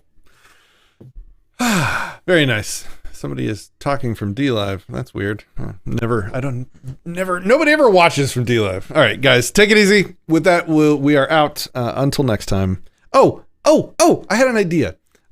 So I'm always inviting people on the show to have good conversations, but oftentimes people, here, I'm going to go big for this. Oh, there's a tear in reality. Ignore the tear in reality over there. All right. So, there we go. All right. So oftentimes, I'm just messing around now. So oftentimes I invite people on the show because I want to have good conversations, especially with people that disagree with me. I especially want to talk to people that disagree with me. But oftentimes they don't have good tech equipment. They don't have good internet connection. They don't have a lot of time. They have a job. They're embarrassed. They're shy. They're worried about how they're going to come off in a debate or a conversation on the show. So they don't want to. And I mean, that's really frustrating for me, but I can empathize. Being on camera and especially debate is not for everybody. I get that. It's a learned skill that you practice and build up over a long period of time. So I gotta work on my deals that I make with my kids while I'm doing shows, don't I? Hello. I'm almost done. Okay, so you want to stay here with me? Yeah. Okay. All right. So what I would like to offer is an alternative. If you are somebody that disagrees with me on something, or wants to discuss a topic, I invite you to reach me on Telegram @NotGovernor. Telegram has the ability you can hit a button and record video of yourself talking, and you can send me a video message. You don't have to be like on camera. You don't have to come on the show if that's not your thing, or you don't have to like have a full on debate if you don't want to. But if you have something that you disagree with me on, or that you think I'm wrong on, and you want me to address it or talk about it, hit me up on Telegram. Send me a message on Telegram. I would prefer video messages because it's better for creating content, and I can put you on the show and then respond to you. But send me your message. Send me your topic or your disagreement. I'm happy to address it and talk through it and I want to promote conversation in whatever way I can do it. And if it's not your thing to come on live in real time on the show, so be it. There's other ways. Send me a message on Telegram. Let's do it that way. Guys, you're awesome. You want to say bye to everybody? Bye. Bye, Dagny. They say bye, Dagny. All right, guys. Until next time. Talk to you later. We are out. Take it easy.